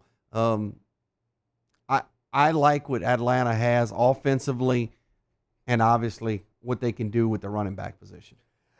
yeah, if the season started today, they would probably be my favorite to win this division. Now, I like the Bucs roster. I think the Bucs actually have a little bit more talent on that defense. The Kirk Cousins factor does it for me. I thought Baker had a really good season last year. He surprised a lot of people, but you got to remember, Tampa barely won that division last year, and you were going against Desmond Ridder. Now you add Kirk Cousins to it. You believe they're going to get Bijan Robinson more involved. They've already talked about Kyle Pitts' role in the offense expanding. It kind of has to be the Atlanta Falcons just because I think they've improved a little bit more than everybody else. Now, the Bucs were smart because they said, hey, we've won the division 3 years in a row. We're going to bring back Baker. We're going to bring back Mike Evans. Let's run it back with those guys. I don't know if they got significantly better, though. They didn't get worse. I don't know if they got better. They let Devin White go, but he had kind of fallen out of favor to KJ Britt anyways at the linebacker spot. They re-sign Antoine Winfield, who is a really, really good safety. Outside of that, though, who did the Bucs bring in free agency? I think the Kirk Cousins factor is what puts the Falcons over the top, at least preseason. I agree with everything you just said. The one thing I'll tell you on the Bucs, I think they had a good draft. I think they're rookies. Graham Barton is going to fill in that starting center spot. He's a huge upgrade. I like him. He played at Duke. I'm assuming Mike Elko probably knows who he is. They also picked up Chris Braswell from Alabama, who's a very good player. Tyke Smith was a defensive back at Georgia, and Washington's Jalen McMillan. He was the number 3 receiver behind Mike Evans and Chris Godwin. So Bucky Irvin from Oregon is a receiver, and the team's top backup to he should be the top backup to Rashad White at running back. The one thing that everyone's doing pushback, at least when it comes to the Bucs, is, hey, Baker was great with Dave Canales. Dave Canales is with the Carolina Panthers, who we'll probably get into here in just a minute. But they hire Liam Cohen, which I do think was big. Kentucky. If you remember 2 years ago when Baker got traded midseason to the Rams, he had to learn on the fly, played better than people expected. Liam Cohen was the offensive coordinator there with the Rams. They have familiarity with each other. Again, I don't see a ton of drop-off from the Bucs, but I do think the Falcons are going to elevate a little bit. Bucs are my pick for the division. That's who I feel like will win it. I mean, again, I think it's a bad division. Do I feel like the Saints have any chance to win the division? Yeah, slim. Everything would have to fall in place for them. Would have to be right. I mean, look, 9-8 again last year. They went 4-2 in a bad division last year, and they lost some games that they should have won. But I just see, I'm with you. It's going to be Atlanta. That's your pick. Tampa Bay is my pick. And I could flip that either way because I'm worried about Raheem Morris, the hire that the Falcons made. He's only been a head coach one other time. It did not go well. He's a defensive coach, but their defense wasn't that bad last year. They needed more of an offensive mind. We still don't know quite how that's going to work. while I think the Falcons are talented, I think they actually have more question marks than the Bucs. It'll be a division that will have one playoff team in it, in my opinion. It'll be the division winner. I don't see the wild card, a wild card team coming from that division. Could be wrong. We'll see. So we'll take our final timeout. When we come back, load those questions up. Anything you want to ask, Taylor, Alondra, myself, whatever. Throw it out there. Ask the bench. Coming at you next. We'll answer some questions. Off the Bench with Hester and T-Bob. Rejuve Me Medical, restore me, refuel me, rejuve me. RejuveMeMedical.com or go see him today. Remember, Baton Rouge, Metairie, Slidell, Shreveport, now Monroe as well. Shreveport. You go and get your free consultation. They draw your labs, and then your body becomes a guide to put together a plan for you to treat the untreated effects of aging. Maybe this is something like HRT or semaglutide. Maybe it's a B vitamin shot. Maybe it's not. Like we were something the other day, they do Botox as well. Like they offer a plethora of services to get you feeling young and good again. Go to Rejuve Me Medical, RejuveMeMedical.com. Yeah, once you get that website, we always encourage you to get your consultation set up, top right corner of that website, because maybe you're dealing with something, you don't know what it is. They are going to get to the bottom of it over at Rejuve Me, but you can't do it unless you get that consultation set up at RejuveMeMedical.com. Get the 104.5 ESPN Baton Rouge app powered by Bayou Ford and tap the microphone icon to send us your thoughts in an audio message. Your message could be played on air during Off the Bench with Hester and T-Bob, The Hunt Palmer Show, and after further review with Matt Moscone. Gulf Coast Office Products is a nationally recognized Saban office equipment dealer based right here in Louisiana. Over 100 employees strong, Gulf Coast has the boots on the ground to support all vertical markets, from education, engineering, legal, and finance. With the latest in office technology, from desktop to production segment units, Gulf Coast and Saban have the perfect fit for you. Call 225-756-2644. That's 756-2644 for Gulf Coast Office Products. Érase una vez un Infinity, diseñado para despertar tu imaginación y desafiarte a soñar, con 3 lujosas filas de asientos. El totalmente nuevo Infinity QX80 de 3 filas. At Relief Windows, we're more than windows. We're windows, doors, hardy plank, and vinyl siding. But our #1 product is always customer satisfaction. Visit us online at reliefwindows.com.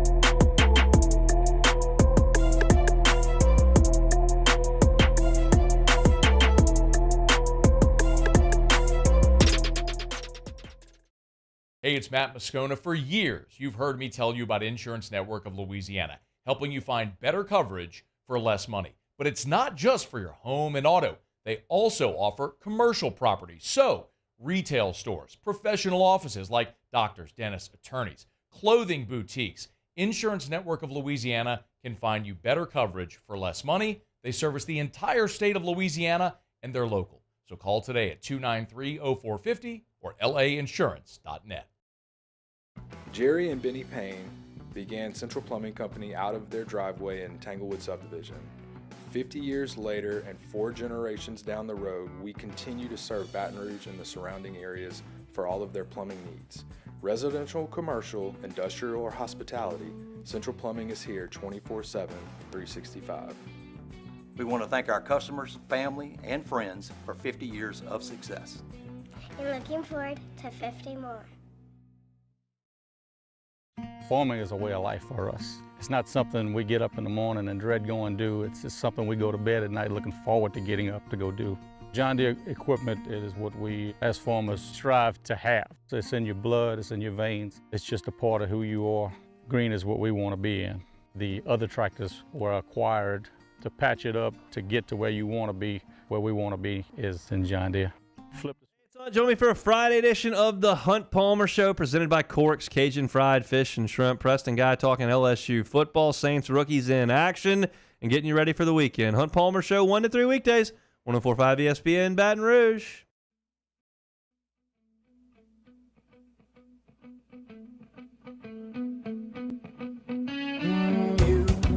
All-Star Toyota presents Off the Bench with Hester and T-Bob. ESPN Baton Rouge, New Orleans, Alexandria, and 1130 The Tiger. Go to Trash Rangers, TrashRangersLLC.com, TrashRangersLLC.com. Also go to TrashSignup.com. If you're just looking for your residential waste management, you live in Livingston or Ascension, they got you, man. See those red cans popping up all over the place. Be one in that number. But if you are a business and you need front-load dumpsters and you need your trash taken out 1, 2, 3, 4, 5, even 6 times a week, Trash Rangers understands that, look, all businesses are different. They need to be flexible. Because they're local, they work with you, and they can find a solution for you no matter what. So when it comes to your waste management, screw the national guys. Go with the locals, again, that give a damn, that are reliable, efficient, great price, better service. Trash Rangers.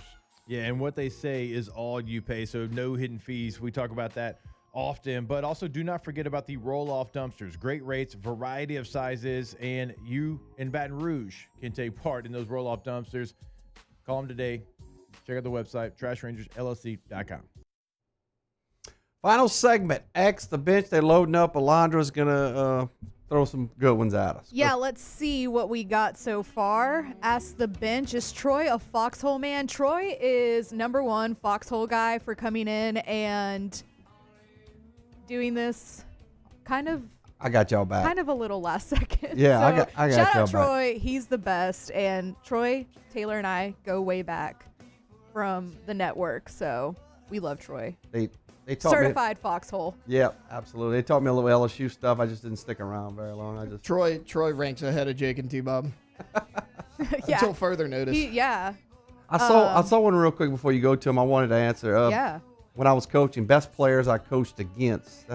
Football-wise, when I coached at Donaldsonville, we had Jarvis Green, Howard Green. Those guys went to the semifinals. We played St. James, and they smashed us. They had a running back by the name of Chad Jasmine, who went on to play at Clemson. One of the best football players I've seen, and Chad's doing a little bit of coaching now at Ascension Catholic. Best basketball player, and I was a head basketball coach, Glenn Big Baby Davis at Let's U-High. go. Heard of him. He was. Yeah, that's got to be #1 for beast. sure. Yeah. Shout out Big Baby. Ask the bench after Dallas Media Days. What's everyone's favorite city in Texas? Honestly, Dallas. And I've lived in 2 of the 4 big cities in Texas, and Dallas is my favorite city in Texas. I love it there. Taylor?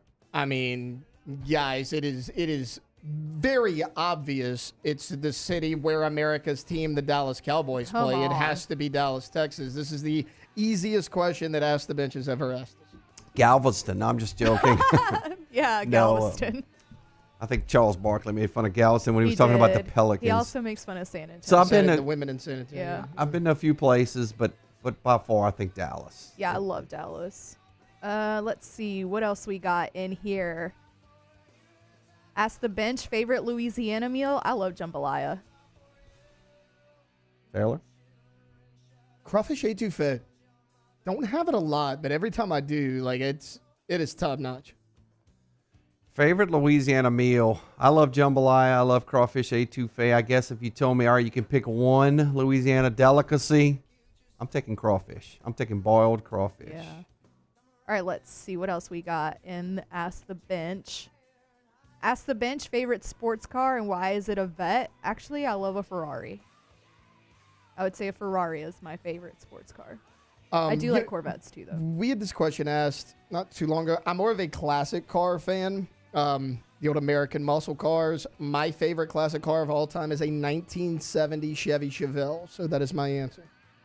I have a Volvo. Is that a sports car? Yeah. Depends on how you drive it. Right. No, I don't drive Is it it very an fast. S? Yeah. And it's small. I'm looking to get another one with a little bit of size. But I would say a Vet. My dad has a 1957 Corvette. Ooh. It's pretty bad. Nice. It's original too. Hard Yeah. top. He won't let us sell it. So, but it's That's pretty cool though. pretty bad. I love that. Let's see. Ask the bench. Are you getting ribs, brisket, or pulled pork at a barbecue joint? I'm getting brisket and ribs. Yeah, I mean, you go combo plate, Yeah, obviously. you got to Like, get you brisket and ribs. I think a barbecue restaurant is judged by how good their brisket is. Yeah. I'm also a huge pulled pork fan, so I go brisket pulled pork combo. I'm going brisket and sausage.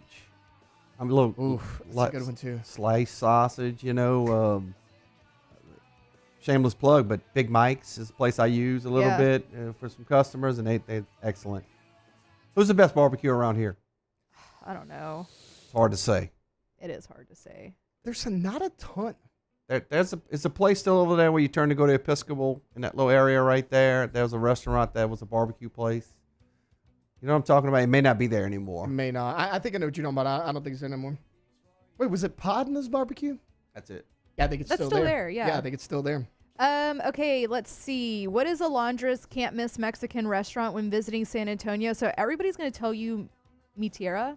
I don't love that place. It is like a touristy place that, like, sure, everybody should go to, but there's a hole in the wall that's in downtown San Antonio, like kind of downtown adjacent. It's called Garcia's, and they have the best. They have these like brisket tacos, and they are so good. So if you want like a hole in the wall that like nobody really knows about in San Antonio, Garcia's downtown. It's so good. Do I need to visit San Antonio? I've never been. San Antonio is the best. You should definitely visit San Antonio. Like, it goes Dallas, San Antonio for me in cities in Texas. So No Galveston. No Galveston. And honestly, Houston's last on my list. So any other good ones? let's see. Ask the bench, what ingredients are you putting in a dinner burrito? I don't know. Probably maybe steak. Yeah. Or ground meat. I'm not a big. We don't cook a ton of Mexican, I guess. Yeah, I'm not like a burrito person, really. Would you rather, okay, ask the bench, would you rather listen to Nickelback or have a colonoscopy without anesthesia? Give me Nickelback all day. Listen to I love Nickelback. The Listen to- Nickelback slander is so disrespectful. Right, Taylor? I know who posted this. It was Leonardo da Vinci in the chat. Yeah. I don't know if this is a shot at me or what. Accept it and move on. Nickelback is good, okay? I watched the whole Nickelback documentary that they just put on Netflix. Colonoscopies are not fun. Those okay? guys have some bangers. They do. Nickelback is awesome. One of my favorite bands of all time. There are so many things I would rather do than have a colonoscopy without anesthesia, but Nickelback might be close to the top of that list. What's your favorite Nickelback song? Ooh. How You Remind Me. This is how I mean, Rockstar is such a classic. How You Remind Me is so good. A couple of them are a little inappropriate for radio names, so we'll skip those. But we'll go Rockstar. Rockstar's a good one. Any other ones? That looks like about it, huh? Yeah. I appreciate I don't y'all. really see any other ones. I certainly appreciate y'all today. It's been fun. We appreciate you, Troy. It's been fun. Foxhole guy. I will always be your foxhole guy. You are a foxhole guy. If I'm available, I'm coming because I love all the programs here. By the way, at 11 o'clock, Jimmy and Charlie will be live at lunch, and I'm assuming they'll be at Rufino's today, usually on Fridays. The Hunt Palmer Show at 1 o'clock. After further review with Matt Moscone at 3 o'clock. I know Matt will be recapping everything he went. Thanks to Alondra. Thanks to Taylor. We appreciate it. Thanks for the guys for having me. Y'all have a great weekend. It's been Off the Bench. Off the Bench with Hester and T-Bob.